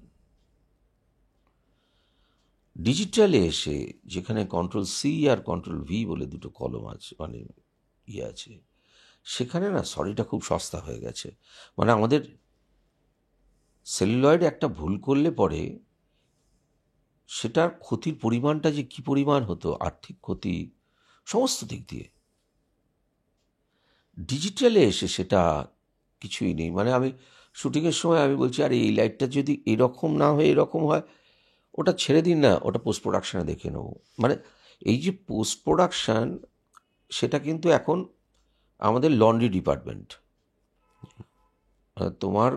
তুমি যেখানে ইচ্ছা বসো, ওঠো, যেভাবে ইচ্ছা যাও, তোমার জামা প্যান্ট কাঁচা হয়ে যাবে, ওয়াশিং মেশিনে দেবে, কেচে পরিষ্কার হয়ে চলে আসবে। সুতরাং আমি ছবি তোলার সময়ও, আমি ইমেজ তোলার সময়ও আমার যে ভুল ত্রুটিগুলো, সেটা আমি ওখানে ঠিক করে নেব। কিন্তু সেটা আমি ঠিক করতে পারি, কিন্তু মানে আমার কিন্তু পোস্ট প্রোডাকশান বা এই গ্রাফিক্স বা এই জিনিসগুলো, এগুলো কিন্তু আমার অন্য হাতিয়ার। সারা বিশ্বে এই হাতিয়ারগুলোকে অন্যভাবে নেওয়া হয়েছে সিনেমার ক্ষেত্রে। সারা বিশ্ব ডিজিটাইজেশনটাকে নিয়েছে, যে আমি যে জায়গায় পৌঁছতে পারছিলাম না, বা যেখানে আমার শুটিং করতে গেলে পরে এতগুলো রিস্ক ফ্যাক্টর আছে, বা যেখানে করতে গেলে পরে আমার এত বড় একটা টিম দরকার, সেটাকে আমি কি করে কমের মধ্যে এনে আমার যে চিন্তাভাবনা সেটাকে আমি পর্দায় দেখাবো। কিন্তু আমরা যারা বাঙালি, আমরা ভাবলাম যাক বাবা, এবার ছবিটা করা খুব সহজ হবে, সুবিধা হবে, একটা ক্যামেরা নিয়ে বেরিয়ে পড়লেই হবে, সোজা হয়ে গেছে ব্যাপারটা। কিন্তু আমরা ওই দিক দিয়ে নিলাম না, যে আমরা এতদিন যেগুলো করতে পারিনি, সেলুলয়েডে যেগুলো করা সম্ভব ছিল না, আজকে ডিজিটালের জন্যে আমরা গ্রাফিক্স বা ইত্যাদি এই সাহায্যগুলো নিয়ে, ভিএফএক্সের সাহায্য নিয়ে আমরা সেই জিনিসগুলো করতে পারি, সেই গল্পটা কিন্তু আমরা বলতে পারি সেটা কিন্তু আমরা বললাম না। হুম। সারা পৃথিবী বললো, আমরা বললাম না। এমনকি আমাদের সাউথ বলল, হ্যাঁ। আমরা বললাম না। পাঞ্জাব বলল, আমরা বললাম না। যেহেতু তুমি এই কথাটাই তুললে, এই মুহূর্তে দাঁড়িয়ে তুমি ছবি পরিচালনা করা বা অ্যাজ এ ডিরেক্টর নিজেকে যখন নিজে যখন ডিসাইড করলে যে আমি এবার সিনেমা বানাতে চাই, একজন সিনেমাটোগ্রাফার হয়ে বা একজন director of photography, that's a very important term, director of photography. একজন ডিরেক্টর অফ ফটোগ্রাফি থেকে ডিরেক্টরে শিফট করাটা তোমার জন্য কি কোথাও সমস্যা হয়েছিল, বা তোমার জন্য কি কোথাও মনে হয় যে আমি যদি ডিরেক্টর হই তাহলে আমার ডিওপি সত্তাটাকে সম্পূর্ণ সরিয়ে দিতে হবে, এরকম মনে হয়েছিল তোমার? না, আমার সেরকম মনে হয়নি। তাহলে তুমি কিভাবে এটাকে অ্যাডাপ্ট করলে? কারণ আমি তো প্রথম দিকে আমি ডিওপি ডিরেক্টর হিসেবেই কাজ করেছি। আমি প্রথম দিকে যেগুলো ছবি করেছি তুমি ডিওপি আমি ডিরেক্টর ডিওপি হিসেবে কাজ ডিরেক্টর করলে। ছিলাম। আমার সাথে অ্যাসোসিয়েট ছিল আমার টিম। পরবর্তীকালে আমার মনে হলো, আমি লাস্ট দুটো তিনটে ছবিতে আমার মনে হলো যে না, আমি নতুনদেরই নেব, মানে ডিওপি নেব। হ্যাঁ, আমি যে এখন ভুলে গেছি বা আমি আধুনিক নই তা নয়, তা কিন্তু আমি একবারও বলছি না। ঠিক। কিন্তু আমার মনে হচ্ছে যে না, কেন আমি বাড়তি চাপ নেব, বরঞ্চ আমার যে কাজটা করছি সেটা আমি আরও ভালো করে করব। কিন্তু আমার এখনও আমি মনিটর দেখে আমি খুব একটা বুঝতে পারি না। আমার ভিউ ফাইন্ডার দেখে আমি যতটা ভালো বুঝতে পারি আমার কোথায় গলদ হচ্ছে, সেটা আমার একটা মনিটর দেখে বুঝতে খুব অসুবিধা হয়। কারণ এত বছরের অভ্যাস তো পুরো ওই ভালো খারাপ এনজি, মানে কি হচ্ছে, সেটা অভিনয়ই হোক, সেটা আলোই হোক, বা যে কোনো কিছু, সেটা আমি ভিউ ফাইন্ডার দিয়ে দেখেছি। মানে ভিউ ফাইন্ডার দিয়ে দেখার মানেই হলো যে ভিউ ফাইন্ডার দিয়ে যখন আমি দেখছি তখন আমি শুধুমাত্র ওই পর্দায় যেটা ঘটছে শুধু সেটুকু দেখছি। পৃথিবীটা এক্সিস্ট করে, না, বাইরের পৃথিবী আর না, এক্সিস্ট করছে না। কিন্তু এই যে যখন আমি মনিটরে দেখছি, সে কালো কাপড় দিয়ে ঢেকে দিলে পরেও তুমি কিন্তু অনেক কিছু দেখছো। ঠিক। হ্যাঁ, অনেক কিছু শুনছো যেগুলো আমার দরকার নেই। আমার ছবি তৈরি করার সময় আমার ওইটুকু দরকার, যেটা আমার খুব ইম্পর্ট্যান্ট। মানে ভিউ ফাইন্ডার দিয়ে আমি এখনও শুটিং করলে পরে আমি বলি আমার মনিটর দিয়ে শ্যুট করলে হবে না, আমার ভিউ ফাইন্ডার লাগবে। কারণ আমি ভিউ ফাইন্ডার দিয়েই দেখে শ্যুট করতে চাই। তাতে যদি কেউ আমাকে প্রাচীনপন্থী বলতে পারো, কিন্তু আমার বিশ্বাস যে যেটুকু পর্দায় আসবে সেটুকু আমাকে অত্যন্ত নিষ্ঠার সাথে দেখতে হবে যে পর্দায় কি উঠছে। পর্দার বাইরে আমি কিছু জানতে চাই না, দেখতেও চাই না। বেশ। তোমার অ্যাজ এ ডিওপি একটি না, অনেকগুলো প্রবল মানে হিট তোমার হাত দিয়ে, তোমার মানে চোখ দিয়ে দেখানো সিনেমা হয়েছে। তার মধ্যে একটি ঐতিহাসিক হিট আছে এবং আর বাকি মানে আরও ঐতিহাসিক হিটস প্রচুর আছে। প্রথম হিট সিনেমা যেটা তুমি অ্যাজ এ ডিওপি করলে, প্রথম হিট সিনেমা কোনটা ছিল? ফার্স্ট হিট, মানে বড় হিট। শুভদৃষ্টি, প্রভাত রায়। রাইট, শুভদৃষ্টি বড় হিট ছিল। এবার আমাকে বলো জাগিদা, যে তুমি তারপরেই ধরো শুভদৃষ্টি, সেইটা কোন কোন সাল? এই সাল বললে পরে ইতিহাসে কাঁচা ছেলে আমি। তাও মোটামুটি ধরো না, লেট না, না, না, নাইনটিস। Late nineties. না, না, না, না, এটা হচ্ছিল 2005 কি 6 ছবি বোধ হয়। আচ্ছা, হ্যাঁ, তারপর এই প্রথম হিট। হ্যাঁ, আর তারপরে যে ছবিটা নিয়ে অনেক কথা হয়, চিরদিন তুমি যা আমার, এটাও হিট। এই যে তুমি একটা সময় দেখেছো, তুমি একটা সময়ের সাক্ষী থেকেছো, পুরো একটা চেঞ্জ, যেটা ডিজিটাল থেকে মানে সেলুলার থেকে ডিজিটালের সাক্ষী বললো। এই সময়টা তুমি কিভাবে অবজার্ভ করছো? তোমার কি কি মনে হচ্ছে, কি কি হলো?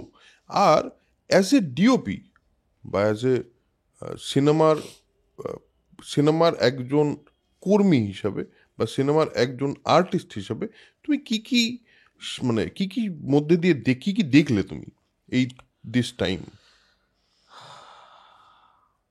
আমাদের না সেলুলয়েডে যখন কাজ করতাম, বা আমরা টেলিভিশনেও যখন কাজ করেছি সেই সময়, আমাদের তো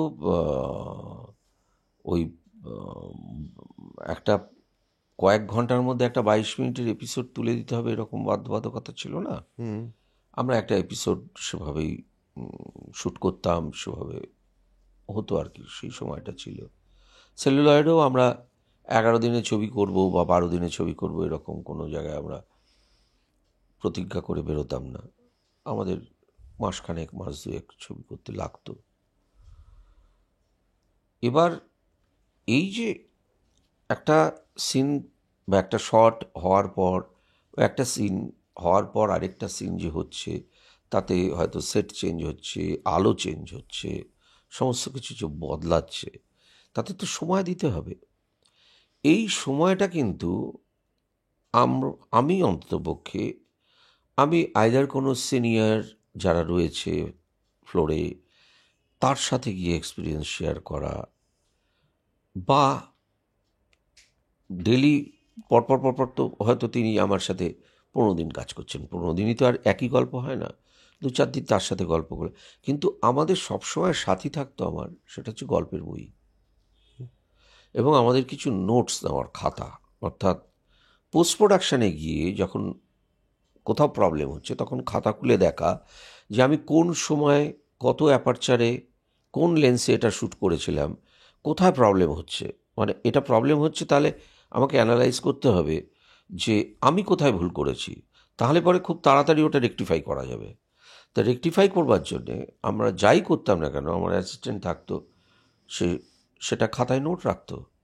টাইম, শট নাম্বার, ডিউরেশন, কত ফিটের শট, কোন লেন্সে নেওয়া, কত ডিস্টেন্সে, মানে ফোকাসের যদি কোনো প্রবলেম হয়ে থাকে তাহলেও যাতে বেরিয়ে আসে, বা প্যাচ শ্যুট যদি করতে হয়, দেন আমি ঠিক তত লেন্সে তত ফিট থেকেই আমি ওই শটটা নিলে পরে কেউ বুঝতেই পারবে না যে ওটা প্যাচ শ্যুট।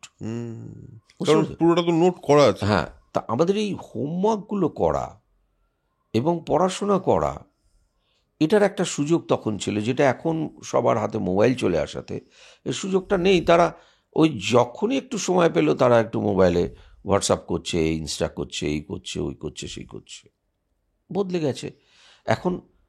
তারা পুরোটাই এখন তাদের মধ্যে চলে এসছে। এখন ভীষণ নিউক্লিয়ার একটা জায়গা, যেখানে তারা একাকিত্বে ভুগছে। আমরা একাকিত্বের মধ্যে কাজ করিনি। এটা সবচেয়ে বড় চেঞ্জ। আমাদের আমাদের আমরা একা ছিলাম না, আজও একা নেই। কারণ আজকেও আমার যদি কোনো কিছু মনে হয়, সেটা আমি আমার যাদের সাথে কাজ করেছি, যাদের সাথে কাজ করে এসছি, তাদের অনেকেই হয়তো বহুদিন ধরে তারা কাজ করে না, কিন্তু আমরা ঘন্টার পর ঘন্টা তাদের সাথে ফোনে কথা বলছি যে আমি এটা ভাবছি, এটা ঠিক হচ্ছে কি না। আমি আজকেও ছবি করতে গেলে পরে আমি ছবি করার সমস্ত কিছু হয়ে গেল, স্ক্রিপ্টটা নিয়ে আমি গল্পটা নিয়ে দৌড়ে যাই প্রভাত রায়ের কাছে, যে প্রভাতদা এই বিষয়ে। তিনি শুনে আমাকে বললেন যে তুমি এটা ভেবেছো, ঠিক ভেবেছো, এই জায়গাটা দেখে নাও, ঠিক হচ্ছে। আমরা সিনিয়র, যে সিনিয়র বলবো না, মানে আমাদের প্রজন্মে আমরা আমাদের থেকে যারা সিনিয়র তাদের কাছে থেকে আমরা সবসময় শেয়ার করেছি বা এখনও করি, যে আমার যদি ভুল, তো আমার আছেই, সে ভুলটা যদি আগে থেকে কেউ বলে দেয়, আমি তাহলে শুরু করার আগেই শুধরোতে পারবো, আমার সিনেমাতে আমি শুধরে দিতে পারবো। সিনেমাটা হয়ে গেলে পরে আর ভুলটা শুধরানো যাবে না। কিন্তু এখন যারা কাজ করে, সে যেই কাজই করুক না কেন, তারা কখনো কিছু শেয়ার করতে চায় না, করতে চায় না। না, তারা একা, সমস্ত ক্রেডিটটা তারা একা নেবে, যে কারণে তারা একাকিত্বে ভোগে। তাদের কি শেখার ইচ্ছা কম বলে মনে হয়? তো আমি তো সেটা বলতে পারবো না, কারণ একটা তো প্রসেস আছে, শিল্পে একটা প্রসেস আছে, সেটা হচ্ছে গুরু শিষ্য পরম্পরা। ঠিক। তুমি যতই ইনস্টিটিউটে পড়াশোনা করো বা যেখানেই পড়াশোনা করে আসো না কেন, তোমাকে কারো না কারোর আন্ডারে থেকে কাজ শিখতে হবে। ফ্লোরে আর্টিস্ট হ্যান্ডেলটা, ওটা কিন্তু কোনো ইনস্টিটিউট শেখায় না। এবং আর্টিস্ট হ্যান্ডলিংটা না জানলে পরে তুমি ছবি করতে পারবে না, কারণ তার থেকে বের করে আনতে হবে তুমি আর্টিস্টকে নিয়েছো কেন। তোমার গল্পটা তার থ্রুতে বলার জন্য, তোমার তা গল্পটা যাতে সে বলে। আমি আমি আমি তো ওই ওই অভিনয়টা করতে পারবো না, ঠিক, আমি যার জন্য তাকে নিয়েছি। একদম।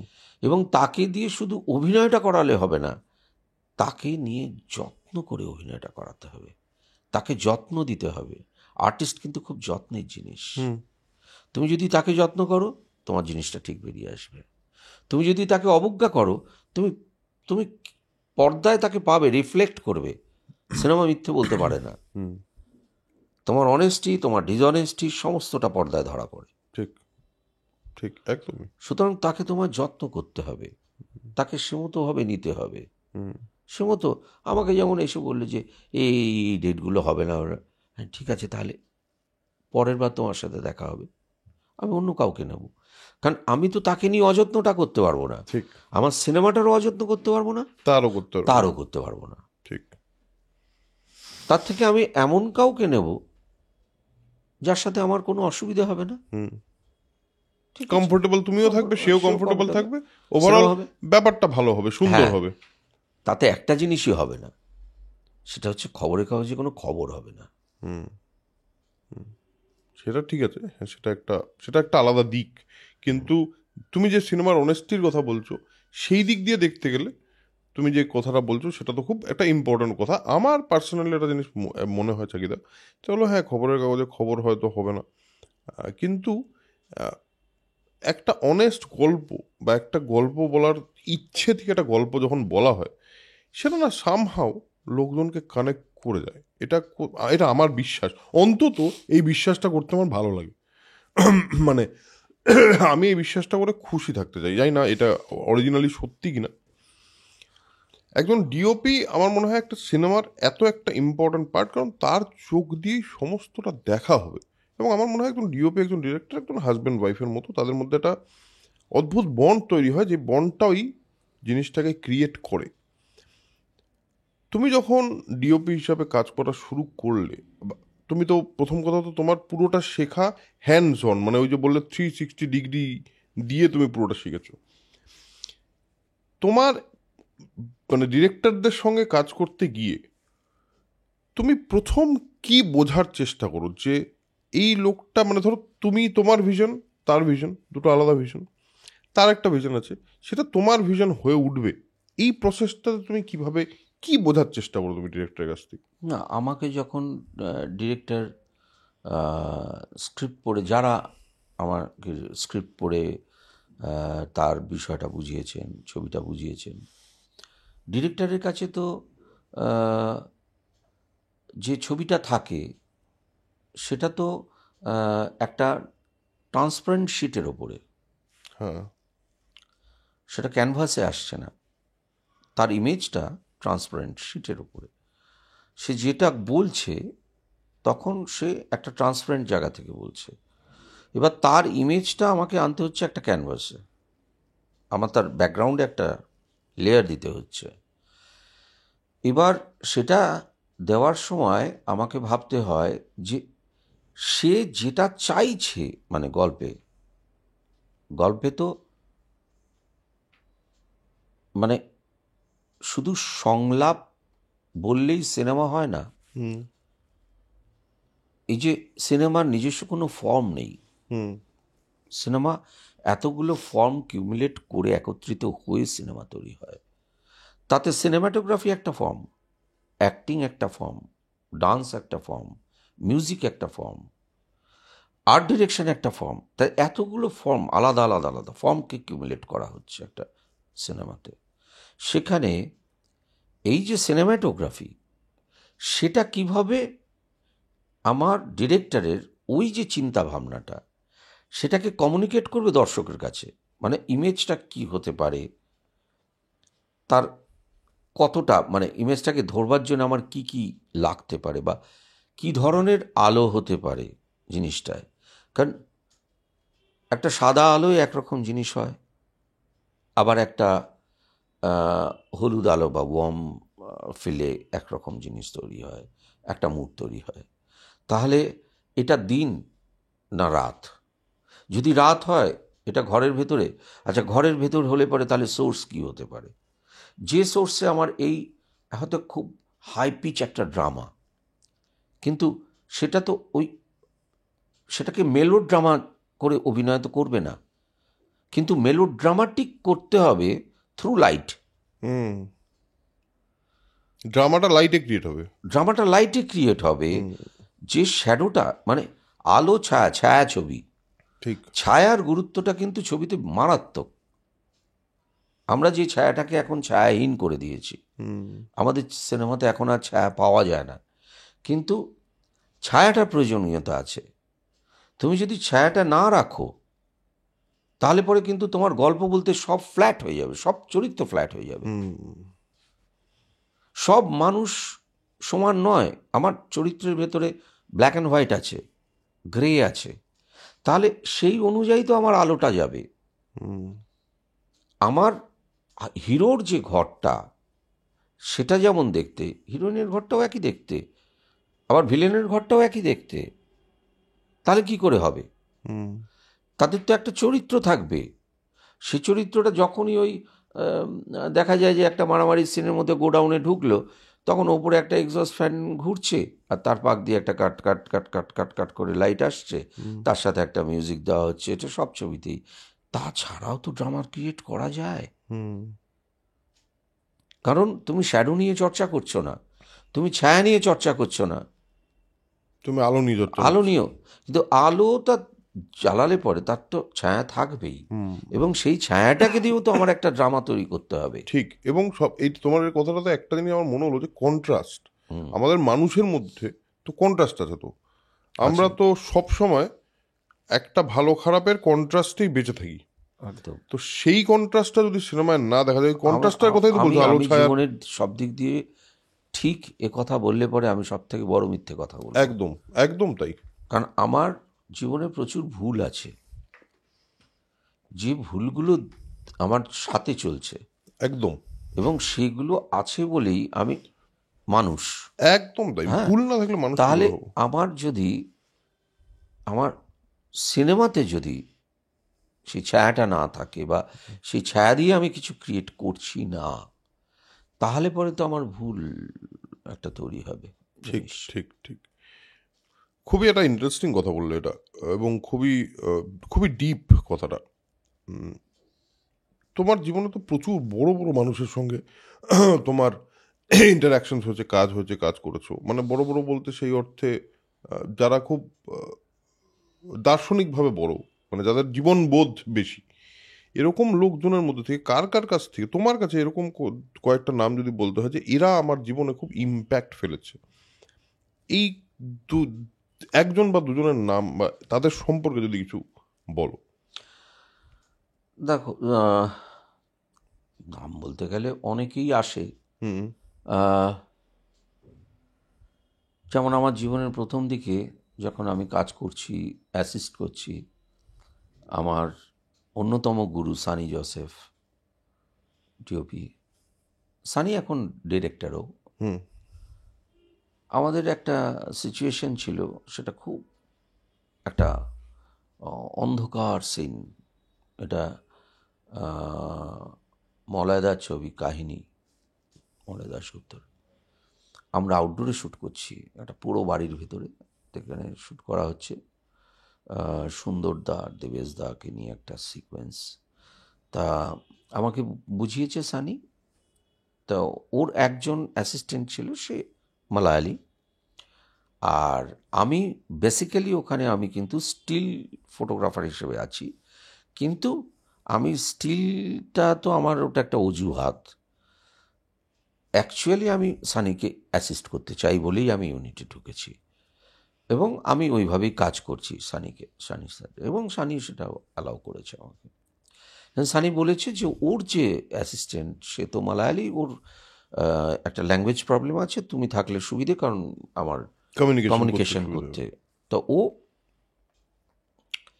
তা আবার সেটা একটা অন্ধকার সিকোয়েন্স, তা আমি লাইট টাইট করে সানিকে বলেছি যে ইয়েস রেডি। সানি এসে দেখলো, দেখে সব লাইট টাইট দেখে বললো যে হয়ে গেছে তোমার? আমরা হ্যাঁ। কত এক্সপোজারে শ্যুট করব? তুমি মেপেছ? মানে আমাদের তো লাইট লাইটটা পুরো মিটার দিয়ে মাপতে হয়। মাপতে হতো, হ্যাঁ। হ্যাঁ, মেপে টেপে আমি বললাম যে এক্সপোজার তুমি যদি এটাকে 2.8 রাখো, আমরা 2.8 রেখে এটা করেছি। কেন? তা বললাম তো ড্রামা তো তাই বলছে, সেই জন্যেই এটা করেছি। না, এটাকে আমি 5.6-এ শ্যুট করবো। তো তাহলে তো লাইট বাড়াতে হবে, তুমি বলছো লো লাইট সিকোয়েন্স। তো আমাকে বললো না,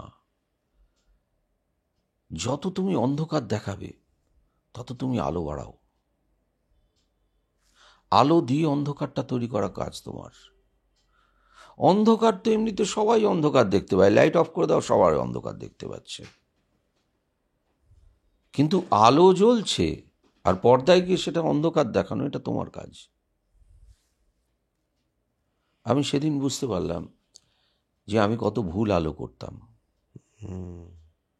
আমি সেদিন বুঝতে পারলাম যে অন্ধকার তো সবাই সত্যিই অন্ধকার দেখতে পায়, কিন্তু আলোর মধ্যে দিয়ে অন্ধকার দেখাটা একটা ডিওপির কাজ। তাকে আলো জ্বালিয়ে সবাই দেখছে এত আলো এত আলো, কিন্তু পর্দায় গিয়ে দেখছি আরে কোথায় গেল সে আলো? অন্ধকার। কারণ সিনেমা তো একটা ম্যাজিক। ঠিক। তুমি যত ম্যাজিক দেখাতে পারবে তত তোমার সিনেমা লোকে দেখবে। লোকে তো ম্যাজিক দেখতে চায়। সে ম্যাজিকটা আমার রিয়েল লাইফের ম্যাজিকও হতে পারে, কিন্তু ম্যাজিক থাকতে হবে তার ভেতরে। হ্যাঁ, সেটা রিয়েলিস্টিক করেও অনেকে করে, ঠিক। সেটা ম্যাজিক্যাল করেও করে, হ্যাঁ, হ্যাঁ। দ্যাট ইজ এই হলো সানি। তাছাড়া এখানে কার নাম বলবো, মানে রীনাদির সাথে যখন কাজ করেছি, রীনাদির কাছ থেকে আমি প্রতিপদে শিখেছি যে শুধুমাত্র চরিত্র না, চরিত্রর পেছনে যে ব্যাকগ্রাউন্ডে যে এত কিছু রয়েছে তার প্রতি কী করে নজর দিতে হয়, সেটা আমি সম্পূর্ণটাই রীনাদির কাছ থেকে দেখেছি। আমি যখন অঞ্জনদার কাছে কাজ করেছি, অঞ্জনদার সাথে আমি দেখতাম যে অত্যন্ত অল্প সময়ের মধ্যে একটা ড্রামাটিক সিকোয়েন্স কিভাবে অঞ্জনদা তৈরি করছেন। মানে চরিত্রকে এদিক থেকে ওদিক, ওদিক থেকে ওদিক, তারপরে একটা মাস্টার শট নিয়ে সেটাকে মানে এই যে জিওগ্রাফিটা দর্শকের কাছে নিয়ে আসা, যেটা সবসময় প্রয়োজন, যে একটা জিওগ্রাফি, একটা এই ঘরে বসে আছে, এই ঘরের যদি দর্শক দেখতে না পায় তাহলে দর্শক বুঝতে পারবে না কোন দিকে রান্নাঘর, কোন দিকে শোয়ার ঘর, কোন দিকে ব্যালকনি। অথচ তুই চলে গেলি হঠাৎ ব্যালকনিতে, আমি চলে গেলাম রান্নাঘরে, লাভ হবে না। দর্শককেও তার সাথে সাথে ট্রাভেল করতে হবে, ওই জিওগ্রাফিটা দর্শকের কাছে পরিষ্কার করে দিতে হয় সিনেমাতে জিওগ্রাফিটা। এই জিওগ্রাফিটা যে কি করছে সেটা কিন্তু আমি অঞ্জনদার কাছ থেকে শিখেছি। কিন্তু আবার আমি যখন প্রভাত রায়ের কাছে কাজ করছি, প্রভাতদার কাছে কাজ করার পরে দেখলাম শুটিং হয়ে গেছে, সারাদিন শুটিং করার পর প্যাক আপের পর প্রভাতদার স্বভাবই ছিল কিছুক্ষণ রেস্ট নিয়ে এসো, তারপর আবার বসবো, কালকের কাজ নিয়ে কথা হবে। তখন খাওয়া দাওয়া আড্ডা সব আছে, তো হচ্ছে, সব কিছু হচ্ছে। প্রভাতদা বললেন, শোনো, ওই যে শটটা নিয়েছি ওর কাউন্টার পার্টে কালকে এই দিক থেকে একটা শট নিতে হবে। মাঝরাতে এটা বলার কোনো মানে আছে?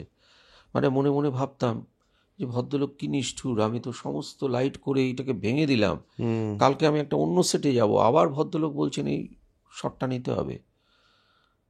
খুব মনে মনে মানে কিছুটা দুঃখই পেতাম, জিস এটা আগে বলে দিলে পারত। তো যাই হোক, পরের দিন ওই যে বললাম চিট করা জিনিসটা কোথায় করতে হবে সেটা কিন্তু আগে থেকে আমাদের মাথায় থাকতো। সুতরাং ওই যে শটটা নিয়েছি, খাতা খুলে আমার 5 মিনিট লাগবে যে কি লাইট ছিল, কোথায় ছিল, কত এক্সপোজারে শ্যুট করেছি, কত ডিস্টেন্স, তার এগেনস্ট শট কী হবে আমি সাথে সাথে নিয়ে নেবো পরের দিন নিয়ে নিলাম। কিন্তু কেন নিলাম বুঝতে পারতাম না। বুঝতে পারতাম যখন এডিট টেবিলে বসেছি। এডিট টেবিলে আমি যখন এডিট হচ্ছে, প্রভাতদা এডিট করছেন, আমরা পেছনে বসে আছি, তখন আমি দেখলাম হঠাৎ বললেন, এই দেখো এইখানটায় না একটা শট, স্বপন তুমি এই শটটা পাবে পরের দিনের রাশে, দেখো। অ্যাসিস্ট্যান্টকে বলতো, পলু দেখো তো পরের দিনের একটা ক্লোজ আছে এখানে, ওটাকে লাগাও, এখানে লাগালো। এবার বুঝতে পারতাম ড্রামা, একটা গল্প বলতে কি শট কোথায় লাগবে, এবং কমার্শিয়াল গল্প বলতে মানে উনি যেটা করতেন একদম মেন স্ট্রিম গল্পে, সেখানে শট কি করে ব্যবহার হবে, কোথায় থেকে নিতে হবে, বা এবং এটাকে সেটা ছেড়ে গেলে পরে হবে হ্যাঁ, না, ঠিক এটাকে লাগাতে হবে। মানে উনি সেটার শুটিং হয়ে গেছে, উনি বসে আড্ডা মারছেন আমাদের সাথে, কিন্তু আমি বুঝতে পারতাম ওনার মাথায় কিন্তু আজকে যে শুটিংটা করেছেন ওটার একটা এডিট প্ল্যান চলছে।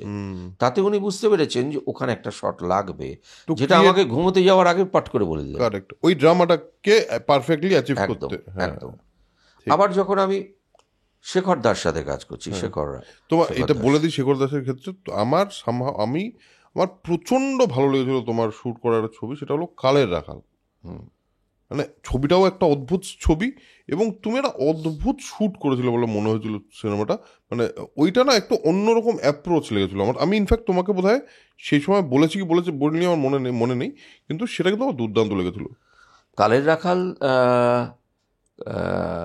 কালের রাখালটা একদম অন্যরকম হবে। তার আগে আমি শেখরদার সাথে আমি প্রথম করি মহুলবনির সেরেং, হ্যাঁ, হ্যাঁ। এবং মহুলবনির সেরেঙে যেটা আমার প্রাপ্তি সেটা হলো যে মহুলবনির সেরেং অস্ট্রেলিয়ায় দেখানো হলো। সেটা দেখালো হচ্ছে কোডাক ফিল্মস। কোডাক নিয়ে গিয়েছিল মহুলবনির সেরেং দেখাতে অস্ট্রেলিয়াতে, কারণ তাদের মনে হয়েছিল যে কোডাকের তরফ থেকে যেটা দেখানো উচিত। আচ্ছা, আচ্ছা। এবং তারপরের ছবি হয়েছিল ক্রান্তিকাল, যেটা হ্যাঁ, হ্যাঁ, ন্যাশনাল অ্যাওয়ার্ডও পেয়েছিল। হ্যাঁ, হ্যাঁ।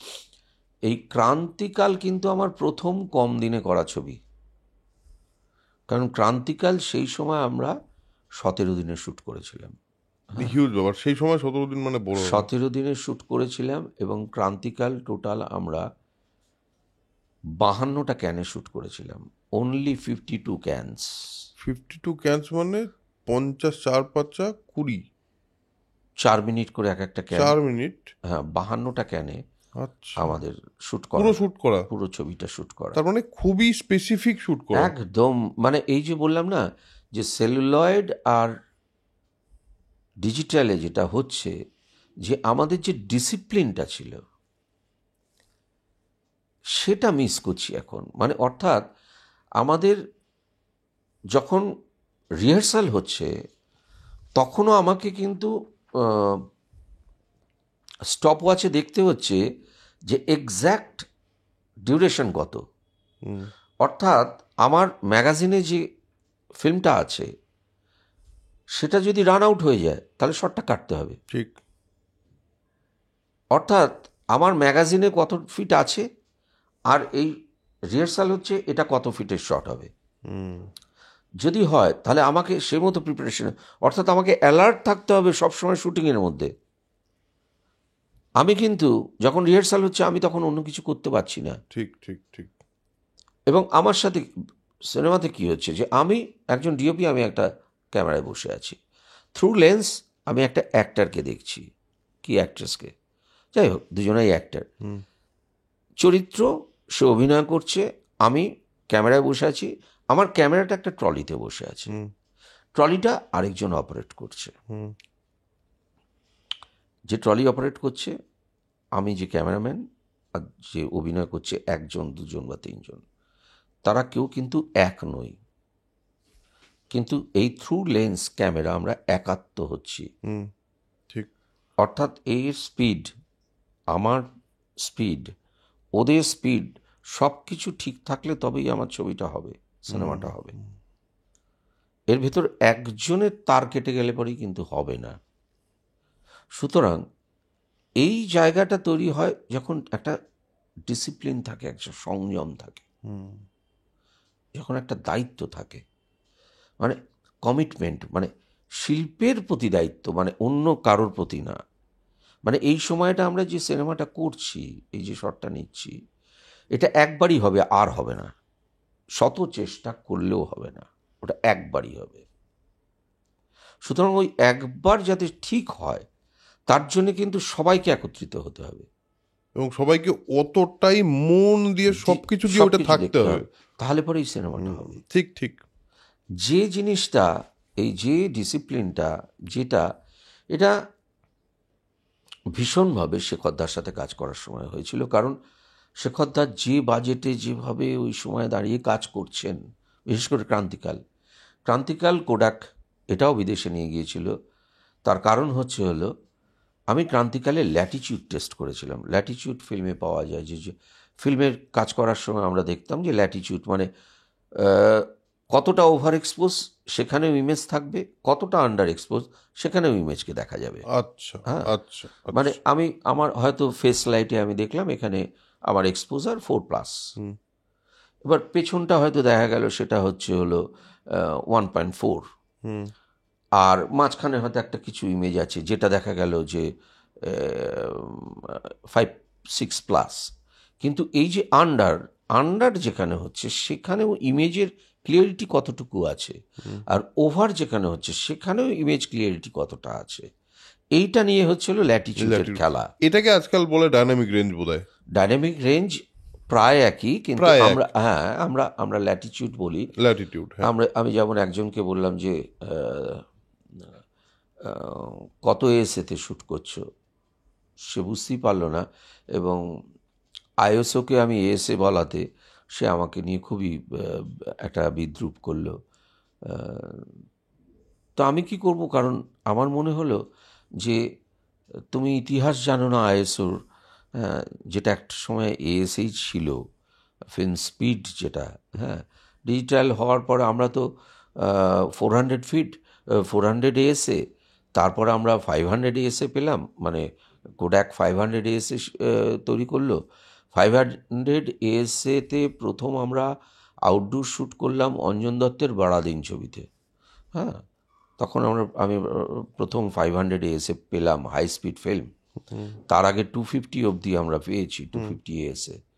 হ্যাঁ, তারপর ফুজিও বের করলো। এখন তো ডিজিটালি এসে আমরা 3200 এএসএ অবধি পাচ্ছি। হ্যাঁ, তাই তো। হ্যাঁ, তাহলে এখন আইএসও হয়ে গেছে ওটা। আইএসও হয়ে গেছে, হ্যাঁ। তো এখন তো ফিল্ম স্পিড নেই, না, কারণ এখন তো ফিল্ম নেই। তুমি তো না, যেটা এখন তো পাচ্ছ এখন সেটা হচ্ছে ডটস। একদম। তুমি ডটস পাচ্ছ, সেই ডটের ভেতর তুমি ইমেজটাকে সেভ করছো। সেই নাম্বার অফ ডটসের ওপর তোমার পুরো ইমেজটা দাঁড়িয়ে রয়েছে। কিন্তু ফিল্মে তো সেভাবে আমরা হিসেব করতাম না। রাইট। আমরা আরবিজি স্কেলকে একটা হিসেব করতাম, যে সেখানে রেড কতটা হবে, সেখানে ব্লু কতটা হবে, সেখানে গ্রিন কতটা হবে, এবং এই 3টে কালারের ভেতর থেকেই বাকি কালারগুলো আসবে। ঠিক। এই 3টে কালার যেখানে ড্রপ করে গেল, যেখানে 3টে কালারের কোনো একটা মিস করে গেছে, সেখানেই আমরা ব্ল্যাক পেয়ে গেলাম। আর যখন 3টে কালার সমানভাবে আছে সেখানে আমরা হোয়াইট পেয়ে গেলাম। যে কারণে ডিজিটাল ক্যামেরার প্রথম দিকে দেখবো আমরা হোয়াইট ব্যালেন্স করা হতো। কেন? কারণ কি? কারণ চিপ যেটাকে আমরা মানে যে আমাকে ছবিটা তুলবে আমরা মনে করছি সে অটোমেটিক সব কিছু করে দেবে, কিন্তু তারও নির্বুদ্ধিতা আছে। সে বলে তুমি আমাকে সাদাটা চিনিয়ে দাও, বাকিটা আমি বুঝে নেবো। সাদাটা যদি চেনাও, সাদার মধ্যে সব রং আছে। ঠিক ঠিক। তাকে তুমি যখন সাদাটা চিনিয়ে দিলে, সে তখন বাকি রঙগুলোকে হিসেব করে নিল। এবার কোনো সিনেমাটোগ্রাফার তার স্টাইল অনুযায়ী সে হালকা একটু ব্লুকে সাদা বলে চিনিয়ে দিচ্ছে। এটাই হলো টেম্পারেচারের খেলা। আচ্ছা, যখন হালকা ব্লুকে বলছে, ওকে বললো হোয়াইট ব্যালেন্স, এর ওপর হোয়াইট ব্যালেন্স করলাম। ঠিক। তাহলে কি হলো, ও মেমোরিতে নিল আজকের হোয়াইট সেটা হলো এত ক্যালভিনে, সেটাকে ও হোয়াইট নিল। ঠিক ঠিক। এবার ও ওই হিসেবে স্কিন টোন দিচ্ছে, ওই হিসেবে পারিপার্শ্বিক রং চেঞ্জ করছে। ও সেখানেই ফিল্ম ইমেজটা সেখানে ওখানে লুক তৈরি হচ্ছে, লুক তৈরি হচ্ছে। ঠিক। হ্যাঁ, এবার আবার কেউ কেউ মনে করে যে আরে লুকটা তো গিয়ে পোস্টে দেখা যাবে। তা নয়, পোস্টে কেন দেখা যাবে? তুমি কি করছো বেসিক একটা তৈরি করো, তারপর পোস্টে গিয়ে সেটাকে ঠিক হবে। আমার মনে হয় টেকনিক্যাল মানে ক্যামেরার টেকনিক্যালিটিস এবং ইতিহাস থেকে শুরু করে আজ অব্দি এইটা নিয়ে মোটামুটি একটা মাস্টার ক্লাস হয়ে গেল এখানে আপাতত।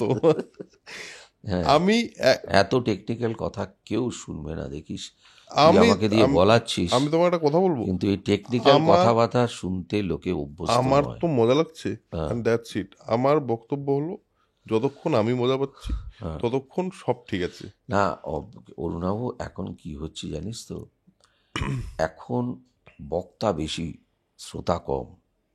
আর ঠিক। আমি আজীবন শ্রোতা। আজকে তুই সুযোগ দিয়েছিস, ফাটিয়ে বলে যাচ্ছি। এটা বলছি তার কারণ আমি আড্ডা প্রিয় মানুষ, একদম আমি আড্ডা মারতে ভালোবাসি। একদম হ্যাঁ, কারণ আমাদের যত সৃষ্টি হয়েছে সমস্তটা আড্ডার মধ্যে, ঠিক অন্য কোথাও দিয়ে সৃষ্টি ঠিক হয়নি। ঠিক মানে সিনেমার তাবড় তাবড় জিনিস সৃষ্টি হয়েছে শুধুমাত্র আড্ডার মধ্যে। আড্ডার মধ্যে দিয়ে। আমি তো সেই কারণেই এই আড্ডাটা তৈরি করেছি গো। সোল হ্যাঁ, কানেকশন পডকাস্ট ইজ হ্যাঁ, নাথিং বাট আড্ডা। এবং আমি তোমার সঙ্গে আড্ডা মারতে মারতে আজকে যে এতগুলো জিনিস নিয়ে আমরা কথা বললাম, এই জিনিসটা নিয়ে তো সব জায়গায় কথা হচ্ছে না জাকিদা, এটা নিয়ে তো কথা বলছে না কেউ। এই কথাটা শোনারও লোক আছে বলে আমি বিশ্বাস করতে ভালোবাসি, এবং আমি বিশ্বাস করি যে আমার যে দর্শক, একটা ছোট একটা দর্শক তৈরি হয়েছে, তারা কিন্তু এই ধরনের আড্ডা শুনতে খুব পছন্দ করে তারা। যদি পছন্দ করে খুব ভালো। কারণ বেশ। আমি তো কেউ কেটা নই, আমি বিরাট কিছু করিও নি, কিছুই না। আমার থেকে অনেক নামজাদা, অনেক বেশি কাজ করা, অনেক বেশি পপুলার লোকজন যারা প্রতি মুহূর্তে অনেক কথা বলেন, মানুষ আমার মনে হয় তাদের কথা শোনে বেশি। আমাদের কথা বা আমার কথা, আমাদের বলবো না, আমার কথা শোনার মতো ধৈর্য বা শুনবেই বা কেন, কি সেটা এমন আমি। সেটা ইজ নট দ্য পয়েন্ট। আমার মনে হয় যে আমি আমার সঙ্গে সোল কানেকশন পডকাস্টের দর্শকদের একটা কানেকশন হয়েছে। আমি ভেরি মাচ ব্লেসড। আমি মানে খুবই থ্যাঙ্কফুল যে কিছু মানুষের সঙ্গে আমি কানেক্ট করতে পেরেছি। এবং আমার সামহাও তোমাকে ডাকার এখানে কারণটা হলো যে আমার মনে হচ্ছে যে তোমার থেকে আমি একটা পয়েন্ট অফ মাই লাইফ যেখানে আমি অনেক কিছু শিখেছি, এবং আমার মনে হচ্ছে যে তোমার সঙ্গে আড্ডা মারা আমার ইচ্ছে করছে, এবং সেই কারণে আমি তোমাকে না, ডেকেছি। আমি আড্ডা মারতে চাই, কারণ একদমই আমি তাই। দেখ, আমি সত্যি কথা বলছি যে আহ, আমাকে তো প্রচুর জায়গায় প্রচুর ছবি দেখতে হয়, বাট হুম। সেটা আমার প্রয়োজনে, আহ, কিছুটা দায়িত্বে। কিছু, হ্যাঁ, দায়িত্বে আমার সমস্তটাই দেখতে হয়। আমি সব বাংলা ছবি দেখি, হুম। এটা আমি জোর গলায় বলি। আমাকে প্রিমিয়ারে ডাকলো কি ডাকলো না, তাতে আমার কিছু যায় আসে না। মানে অনেকে আসে প্রিমিয়ারে, ডাকলে যায়, আমি দেখি ডাকলে তারা গেলেন, সেলফি টেলফি তুললেন, তারপর বাইট ফাইট দিয়ে চলে গেলেন, তাদের আমি সিনেমা দেখতে খুব একটা দেখি না। কিন্তু আমার তো, যদি তুই আজকে আমার তোর ছবিতে ডাকিস, আমার দায়িত্ব বর্তায় যে আমার সিনেমাটা দেখা। একদম। আমি যে কারণে কিন্তু আমি দায়িত্ব নিয়ে সিনেমা দেখি, হুম। আমি হলে গিয়ে গিয়ে গিয়ে গিয়ে সিনেমা দেখি। আমার কোথাও মানে আমার মনে হয় যে যেহেতু আমি একজন প্র্যাকটিসিং ফিল্ম মেকার, সুতরাং অন্য কে কি সিনেমা করছে, কিভাবে করছে, সেটা আমার জানাটা ভীষণ দরকার। দরকার। এক্ষেত্রে দাঁড়িয়ে যেটা সব থেকে একটা মজার বিষয় দাঁড়ায়, ধর এই সময় দাঁড়িয়ে আমি যখন অনেকের কাছেই শুনি নতুন প্রজন্মের ছবি করছে বা ছবি করার চিন্তা ভাবনা, বা আমি আমি তাদের আলোচনা শুনি। আমি হয়তো একটু মানে অযাচিতভাবেই কোথাও দাঁড়িয়ে থেকে কানটা সোজা করে শোনার চেষ্টা করি কি বলছে, বা কোথাও আলোচনা কী হচ্ছে, মানে কি বলতে চাইছে না বলতে চাইছে। আমায় বল যে আজকে যদি দাঁড়িয়ে আমি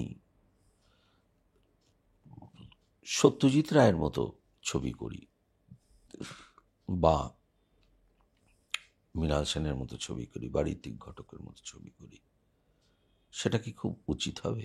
না, একদমই না।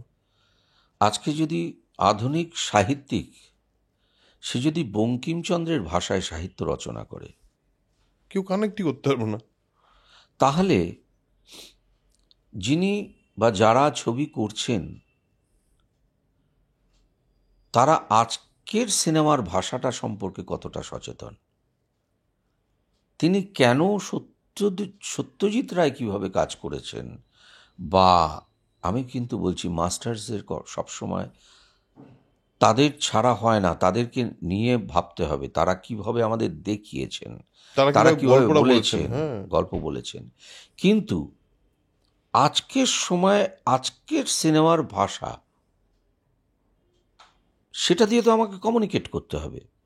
তাহলে সেই জায়গাটায় আমি কতটা পারদর্শী, বা ধরা যাক যে সারা বিশ্বে এখন যে ভাষাতে সিনেমা আস্তে আস্তে আস্তে আস্তে যাচ্ছে, যে ভাষায় বলছে, তার সাথে বাংলা সিনেমার দূরত্ব কতটা, কত হাজার মাইল, সেটা কি আমরা কখনো ভেবেছি? এখনও আমরা ভাবি যে সিম্পল ন্যারেটিভ, একটা ছোট্ট গল্প বলছি, সুন্দর গল্প বলছি, সবাই বুঝতে পারলো, হাততালি দিলাম, একটা রহস্য রোমাঞ্চ, খুন হলো, হ্যাঁ, আহারে কি সুন্দর করলো, লাস্টে এসে তার আগে অবধি তো বোঝাই গেল না এটা কি। আরে বাবা, একজন বিখ্যাত ডিরেক্টর, সে প্রথমেই দেখিয়ে দিয়েছে খুনিকে, তারপরে সে পুরো গল্পটা বলেছে। তাতেও তো দর্শক বসে বসে ঘন্টার পর ঘন্টা তার ছবি দেখেছে। তাহলে লাস্টে এসে খুনি জানতে পারলে পরেই ভালো ছবি, এটা নয়, সেটা তো নয়। এই যে সময়ের সাথে সাথে যে ইতিহাস বদলানো, মানে ইতিহাস বলছি, মানে সময়, সিনেমার ভাষা বদলানো, সেটাতেই কিন্তু বাংলা ছবি এখনো অনেক নাবালক, এবং বাংলা ছবির দর্শকও নাবালক, বাংলা ছবির বিচারকরাও নাবালক, বাংলা ছবির কোরিয়েরাও নাবালক। কারণ এই সময়ের সাথে সাথে যে ভাষাগুলো, মানে সিনেমার ভাষা, সেটা কিন্তু প্রয়োগ করার সময় অলরেডি আমরা পিছিয়ে যাচ্ছি। সারা বিশ্বে কিন্তু সিনেমার ভাষা বদলে গেছে, পরিভাষা বদলে গেছে।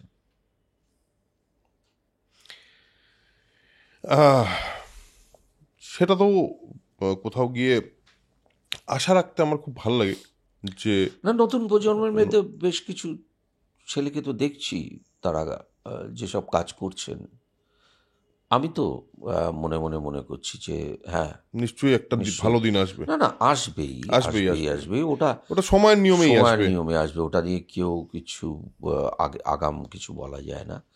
সবাই খারাপ হলে পরে তো হবে না, একদম কেউ না কেউ। আমি যেরকম ভাবে আমার ঘরে বসে ভাবছি, অন্য আরেকজন হয়তো আর তার ঘরে বসে ভাবছে, কেউ আমরা কোথাও কানেক্ট করতে পারছি না, কিন্তু কোনো সময় পর্দায় হয়তো দেখা হবে। একদম ঠিক। সুজিতদার সঙ্গে, সুজিত সরকারের সঙ্গে একটা এপিসোড করলাম, সুজিতদা একটা কথা বলেছিল যে পর্দার পেছনে দাঁড়িয়ে কিন্তু তুমি কিন্তু ওই দর্শকগুলোর সঙ্গে কথা বলো, তুমি অ্যাকচুয়ালি ওদের সঙ্গে ওই মুহূর্তে দাঁড়িয়ে কথা বলো। সেটা যদি না বলো তাহলে সিনেমাটা কোনোদিন দর্শকের সঙ্গে কানেক্ট করবে না। এবং তোমার সঙ্গে এই পুরো আড্ডাটাতে যেটা আমার টেক অ্যাওয়ে, সেটা হলো কিছুটা ইতিহাস, এবং ইতিহাসের প্রয়োজনীয়তা আজকের দিনটাকে বোঝার জন্য, যেটা আমরা আরেকটা আমাদের চ্যানেল আছে বৈঠক বলে, সেখানে আমরা ইতিহাস নিয়ে কথা বলি। তার কারণ এই সবসময় বারবার বলি যে ইতিহাস বোঝার দরকার হলো আমার আজকের দিনটাকে বোঝার জন্য, যে আমি কোথা থেকে শুরু করেছিলাম। এই যে সিনেমার জার্নি নিয়ে আজকে এত কথা হলো, তোমার জার্নি নিয়ে কথা হতে হতে সঙ্গে সঙ্গে সিনেমাটা তোমার সঙ্গে সঙ্গে কী করে বদলেছে, এই জার্নি নিয়ে এত কথা হলো। আমার মনে হয় সেটা জানার প্রয়োজনীয়তা আমার আজকে একে বোঝার জন্য। এবং তুমি যে বলছো যে নাবালকত্বের মধ্যে বাংলা সিনেমা এখনো আছে, সেটা তোমার মতে না, আজকের সিনেমা। আমি তোকে কেন, মানে আমি তোকে এই জায়গাটাকে, ইতিহাস থেকে আরেকবার আনছি, যে আমি মাঝে মধ্যে আমার প্রয়োজনে আমি স্টুডিওতে যেতেই হয়, বিভিন্ন কাজে, হয়তো আমার শুটিং, আমি স্টুডিও ওরিয়েন্টেড শুটিং এই মুহূর্তে থাকে না, কিন্তু মাঝে মধ্যে তো যেতেই হয়। বিভিন্ন সিরিয়াল বা বিভিন্ন ইয়েতে কাজ হচ্ছে, বিভিন্ন শিল্পীদের আমি দেখি, তারা ছড়িয়ে ছিটিয়ে ফোনে কথা বলছে বা ফোনে ব্যস্ত। আমি সবাইকে যে চিনি তা নয়, কিন্তু বুঝতে পারি এরা কাজ করছে। অনেকের দিকে তাকিয়ে যখন চোখে চোখ পড়ে, তখন আমার মনে হয় সে হয়তো ফোনেই কথা বলছে, কিন্তু আমার দিকে চাকি যখন চোখে চোখ পড়ল, তখন মনে হলো যে আমি তাকে, সে কত বড় অভিনেত্রী, আমি টিভিতে দেখেছি, এই সরাসরি দেখছি, এরকম একটা তার মনে হলো যে আমি হয়তো তাকে ওই, কারণ সে তো আমার চেনে না, হুম, ঠিক। সে ভাবছে যে আমি তাকে দেখে মুগ্ধ হচ্ছি, সুতরাং সেই জন্যই বারে বারে দেখছি। আমি বিশ্বাস কর, আমাদের বাংলাতে যখন সিনেমা তৈরি হতো, সিনেমা তখন আমি বলছি যে ভারতলক্ষ্মী পিকচার্স, মানে ভারতলক্ষ্মী স্টুডিও, হুম, ভারতলক্ষ্মী স্টুডিওর হেড অফিস কলকাতায়, এর ব্রাঞ্চ অফিস ছিল করাচিতে, এই ভারতলক্ষ্মী স্টুডিওর। কারণ ওরা প্রথম বাংলার বিগ বাজেট ফিল্ম করেছিল চাঁদ সদাগর, হুম, হ্যাঁ, হুম, যেটা মধু বসু হুম, ইয়ে ছিলেন, ওদের প্রচুর ছবি করেছিলেন। তা মর্জিনা আবদুল্লাহ, মধু বসু, সাধনা বসু। এবার এই যে 1930, তখন আমাদের নিউ থিয়েটার্স হয়, বিএন সরকার, তিনি তো ইঞ্জিনিয়ার, বিদেশে পড়াশোনা করেছিলেন, সিনেমা ভালোবেসেই করেছিলেন। এখানে ওই সময় দাঁড়িয়ে যখন সিনেমাতে যারা অভিনয় করতেন, তাদের তখন তো আর্টিফিশিয়াল লাইট আসেনি, আর্টিফিশিয়াল লাইট এসছে আমাদের প্রমথেশ বড়ুয়া 1900, এটা হচ্ছিল অপরাধী বলে একটা ছবি, অপরাধীতে প্রথম আর্টিফিশিয়াল লাইট এলো, মানে এইসব লাইট। তার আগে কিন্তু যে সেটগুলো তৈরি হতো সেগুলো ডে লাইট, ওপরটা খোলা থাকতো, ডে লাইট পড়তো, চাঁদ ওই সূর্যের আলোতেই শুটিং হতো। ও তাই? হ্যাঁ, মানে আর্টিফিশিয়াল লাইট তার না আগে না ছিলই না না? না না, আচ্ছা, অপরাধীতে প্রথম আর্টিফিশিয়াল লাইট আচ্ছা, আসে আচ্ছা, আচ্ছা। এখানে। এবং ওটা ইয়ে ছিলেন প্রমথেশ বড়ুয়া, আর দেবকী বসু ছিলেন ডিরেক্টর। এই প্রমথেশ বড়ুয়া সম্পর্কে আর একটা ছোট্ট কথা বলি, মানে আড্ডা মারছি যখন বেরিয়ে একদম, আসছে, আমি জানি না কি হবে তোদের এডিটে গিয়ে, যাই হোক। হুম, প্রমথেশ বড়ুয়ার গলাটা একটু লম্বা ছিল। উনি যখন দেবদাস করছেন, দেবদাস করার সময়, দেবদাস তো পাঞ্জাবি, পাজামা পাঞ্জাবি পরবে। এবার পাজামা আর পাঞ্জাবি, এই যে চলটা আর কি, সেটা কিন্তু একটা সম্প্রদায়ের দিকে ছিল, হুম, মানে ওই রকম। আমাদের কিন্তু ধুতি পাঞ্জাবি, আচ্ছা, ঠিক। হ্যাঁ। হ্যাঁ, এবার এই যে ধুতি পাঞ্জাবি, এবং যে ধুতির সাথে যে পাঞ্জাবি, তার কিন্তু গলাটা এইভাবে রাউন্ড নেক। হুম, প্রথম এই যে কলার। কলার উনি দিলেন দেবদাসে, ও, মানে পাঞ্জাবিতে প্রথম কলার দেওয়া হলো। তার আগে পাঞ্জাবিতে কলারই ছিল না, এরকম এই যে এইটা যেটা রাউন্ড নেক, গোল গলা। রাউন্ড নেক, রাউন্ড আচ্ছা, নেক, আচ্ছা, রাউন্ড নেক, আচ্ছা, এটা ইন্টারেস্টিং ফ্যাক্ট তো। Round neck. আচ্ছা, রেলে খুব ছিল না এরকম, ছিল না। বাট ছিল না, হুম, রেলে এরকম বসা হতো, এদিকেও বসতো ওদিকে বসতো। ঠিক, ঠিক। বাংলা সিনেমাতে প্রথম ক্যারেক্টারাইজেশনের জন্য বাট করে দেওয়া হলো, যে একটা বাঁক থাকবে, নিচেই থাকবে, ও ওখানে বসে এখানে বসে, এই জন্য করা হলো সিনেমার প্রয়োজনে। সিনেমার প্রয়োজনে। আচ্ছা, সেটাই কিন্তু ইন্ডিয়ান রেলওয়ে নিল, হুম, এবং বাংলা সিনেমা, এগুলো সমস্তগুলো বাংলা সিনেমায় হয়েছে, কি বলছো, এটা দুর্দান্ত ফ্যাক্ট। হ্যাঁ। এই সস। এবং তখন যারা অভিনয় করতেন, তখন কিন্তু যারা অভিনয় করতেন তাদেরকেই গান করতে হতো, হ্যাঁ, হ্যাঁ, হ্যাঁ, ঠিক। তখন প্লেব্যাক প্লেব্যাক আসেনি, বলে ব্যাপার ছিল না, হ্যাঁ। এবং তাদেরকে গান করতে হতো।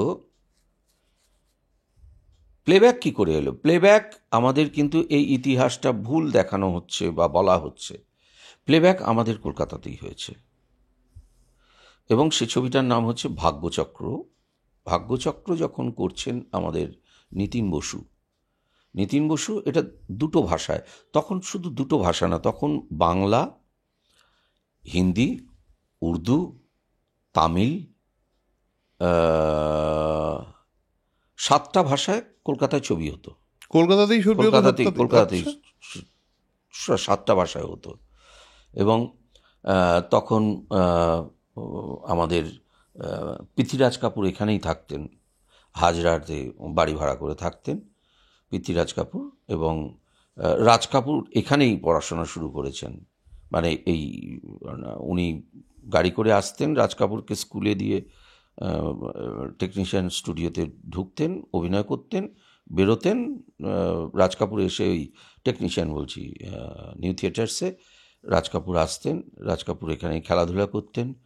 পৃথ্বীরাজ কাপুরের প্রথম, মানে আমাদের ভারতবর্ষের চলচ্চিত্রের প্রথম ইন্টারন্যাশনাল ফিল্ম, যেটা সেকেন্ড ভেনিস ফিল্ম ফেস্টিভ্যালে দেখানো হয় 1936-এ, সীতা অর্থাৎ, সেটা পৃথ্বীরাজ কাপুর এবং দুর্গা খোটে, সেটা কিন্তু এখানেই তৈরি।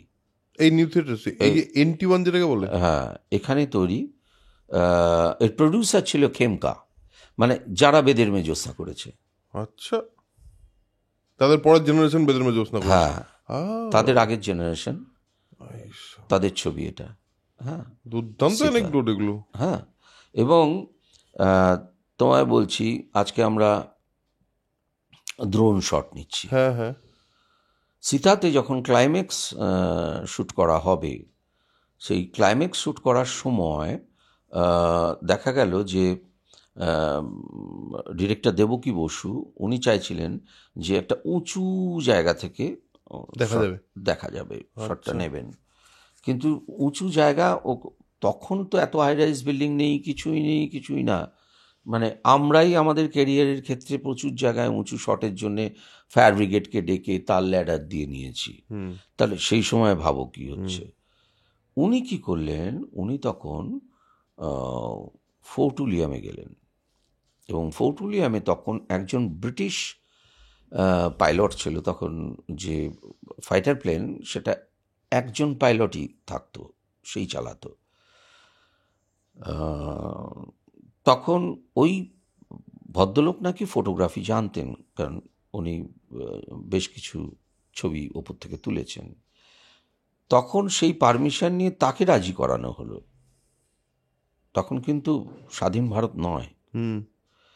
সেই ব্রিটিশ পাইলট, তার বুকে ওই ভারী ক্যামেরা বেঁধে দেওয়া হলো। আর তখনকার দিনে ভারী ক্যামেরা, হ্যাঁ, সেই ক্যামেরা নিয়ে গিয়ে উনি ওপর থেকে ওই শট তুলে নিলেন, যেটা আমাদের ফার্স্ট ড্রোন শট বলতে পারো ইতিহাসে, মানে সিনেমার ইতিহাসে। সেটা কলকাতায় করা। এবং তখনকার দিনে এই সমস্ত আর্টিস্টকে, যেহেতু ডে লাইটে শুটিং হতো, যে প্রসঙ্গে এলাম, যে ডে লাইটে যা ঘর বাড়ি দৌড় দেখছো, রাজমহল সব ডে লাইটে, ওপরটা ফাঁকা থাকতো, সূর্যের আলো ঢুকতো, তার ভেতর শুটিং হতো। এই যে শুটিং হওয়ার পর ডে লাইট যেই পড়ে গেল, প্রত্যেকটা আর্টিস্টকে কিন্তু ক্লাসে যেতে হতো। মানে হিন্দি শিখতে হতো, তেলেগু শিখতে হতো, গান শিখতে হতো, নাচ শিখতে হতো, তাদেরকে কিন্তু শিখতে হতো, কারণ তাদের এটা পার্ট অফ দ্য লাইফ। মানে এই যে তোমরা অভিনয় শিখছো, শুধু সংলাপ গিয়ে হৈ হৈ করে মুখস্থ বললে হবে না, এগুলোও তোমাদের জানতে হবে, শিখতে হবে। সুতরাং ডে লাইটটা ধরো চলে গেল 4:30 কি 5টা, এবার 5টা থেকে 7টা 7:30 অবধি তোমাদের ক্লাস হবে। তার জন্য টিচার ছিলেন, উর্দু টিচার ছিলেন, হিন্দি টিচার ছিলেন, তামিল টিচার ছিলেন। তাদের কাছে গিয়ে সব ক্লাসরুম ছিল, ওই যে ঢুকে যে বাঁ দিকের ঘরগুলো, ওগুলো সব ক্লাসরুম ছিল। সেখানে তারা বসে ক্লাস করতেন। হয়তো ক্লাসে 3 জন কি 2 জন কি 1 জন ছাত্র কি ছাত্রী, তারা সবাই বসে বসে ক্লাস করতেন এবং ক্লাস করে শিখতেন। প্লেব্যাক এলো কখন? প্লেব্যাক এই যে যেটা বলছিলাম, যে ভাগ্যচক্র ছবির শুটিং, তা নিতিনবাবু আসার সময়, বাড়ি থেকে আসার সময়, নর্থ ক্যালকাটা থেকে আসার সময়, উনি পঙ্কজ মল্লিককে তুলে আনতেন। পঙ্কজবাবু তখন রায়চাঁদ বড়ালের অ্যাসিস্ট করছেন, মানে ওরা দুজনে একসাথে কাজ করতেন, কিন্তু রায়চাঁদ বড়াল মানে আমরা পর্দায় দেখলে পরে দেখবো রায়চাঁদ বড়ালের বড় করে নাম পঙ্কজ মল্লিক। তখন পঙ্কজবাবু অত বড় হননি আর কি, তো একসাথেই আসতেন, তো তুলে আনতেন। তা একদিন ওরকম আসার সময় উনি নিচ থেকে হর্ন বাজাতেন, পঙ্কজবাবু নামতেন। আসার সময় হর্ন বাজিয়েছেন, তা পঙ্কজবাবু নামেননি, তো ওনার দুবার হর্ন বাজিয়েছেন। তো এরকম বাজাতে ওনার কী হলো, নামছে না, কী করে, তো উনি নেমেছেন, নেমে দোতলায় উঠেছেন। উঠে পঙ্কজবাবুর ঘরে যেতে গিয়ে দেখছেন যে পাশের ঘরে একটা রেকর্ড প্লেয়ার বাজছে, গ্রামোফোন। গ্রামোফোনে যে গানটা বাজছে, পঙ্কজবাবু নিজের ঘরে চোখ বন্ধ করে সেই গান গাইছেন, হাত পা মেলে। এটা উনি দেখেন, দেখে উনি চলে আসেন। এবার ওনাকে পঙ্কজবাবুর বাবা দেখতে পায়, দেখতে পেয়েই বলে, আরে কখন এসেছে উনি, ডিরেক্টর গাড়ি হর্ন বাজাচ্ছেন, তুই এখানে ঘরে বসে। তো তড়িঘড়ি করে পঙ্কজবাবু নেমেছেন, নেমে গাড়িতে উঠেছেন, গাড়িতে উঠে রওনা হয়েছেন। এবার নিতিনবাবু সোজা এসে ধর্মতলায় গাড়ি দাঁড় করিয়েছেন, দাঁড় করিয়ে চলে গেলেন। কিছুক্ষণ পরে বেশ কিছু ম্যাগাজিন বগলে নিয়ে চলে এলেন, নিউ থিয়েটার্সে ঢুকলেন।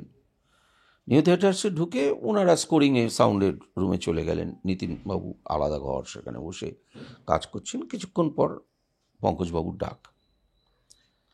পঙ্কজবাবু এসে দেখেন যে একটা গ্রামোফোন, সেখানে তার প্রিয় গানের রেকর্ড।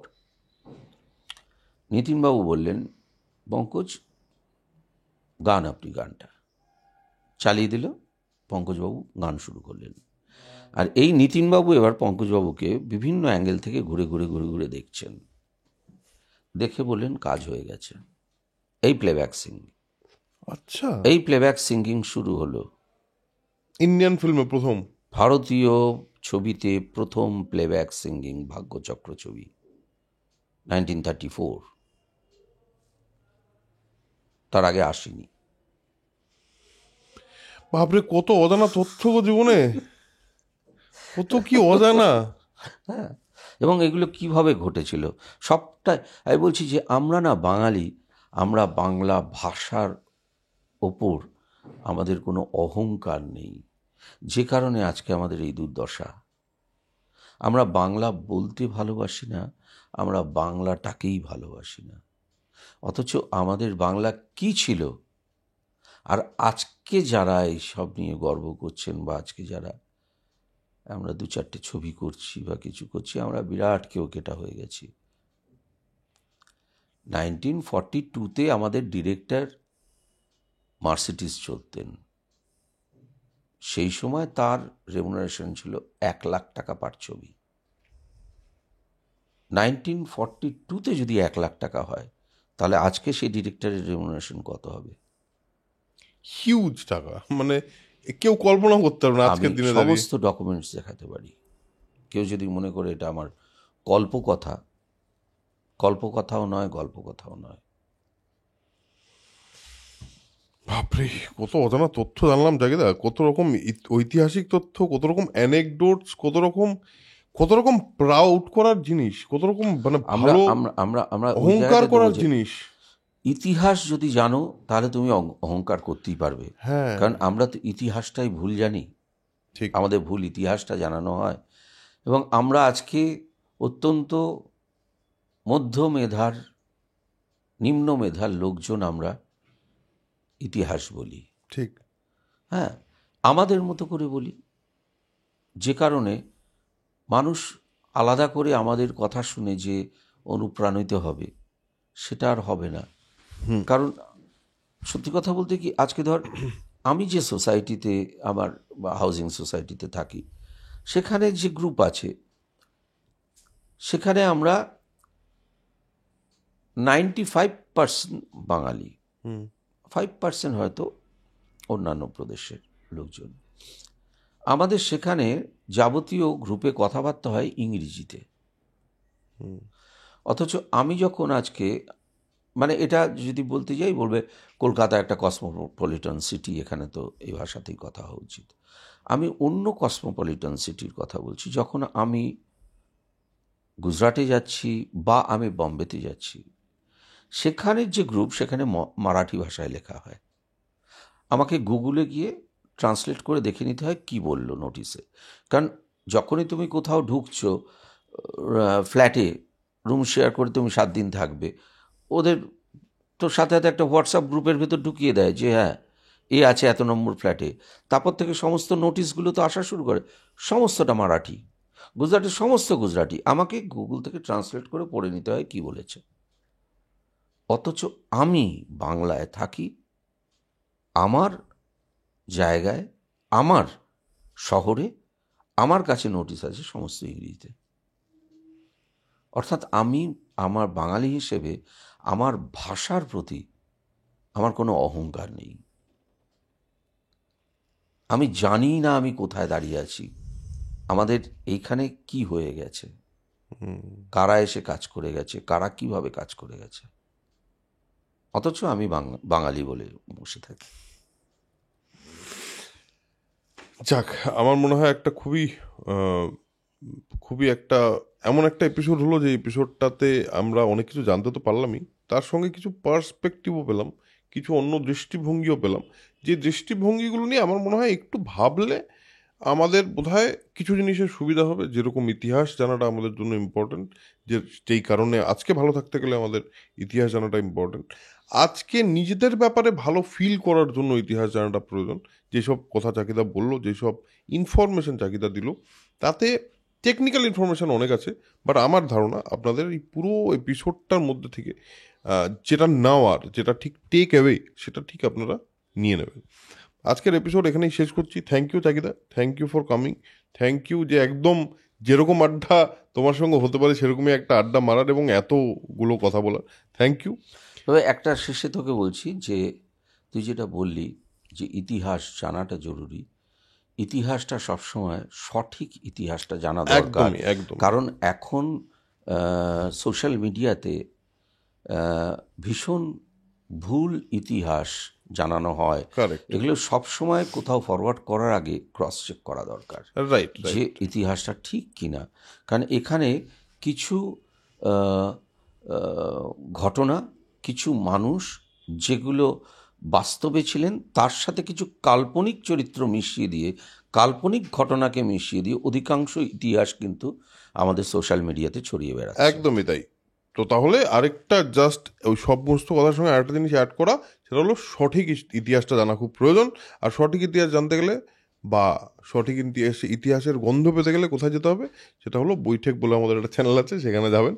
সেখানে আমরা চেষ্টা করি একটা যতটা সম্ভব ট্রায়াঙ্গুলেট করা ফ্যাক্টস, মানে যতটা সম্ভব ভ্যারিফাইড ফ্যাক্টস নিয়ে আসার। আমি আর প্রেমাশিস আজকের এপিসোড এখানেই শেষ করছি। দেখা হবে পরের এপিসোডে। ততক্ষণের জন্য যেটা বারবার বলি সেটা হলো spread knowledge, spread positivity, because knowledge is power and positivity is everything. Tata, দেখা হচ্ছে পরের এপিসোডে।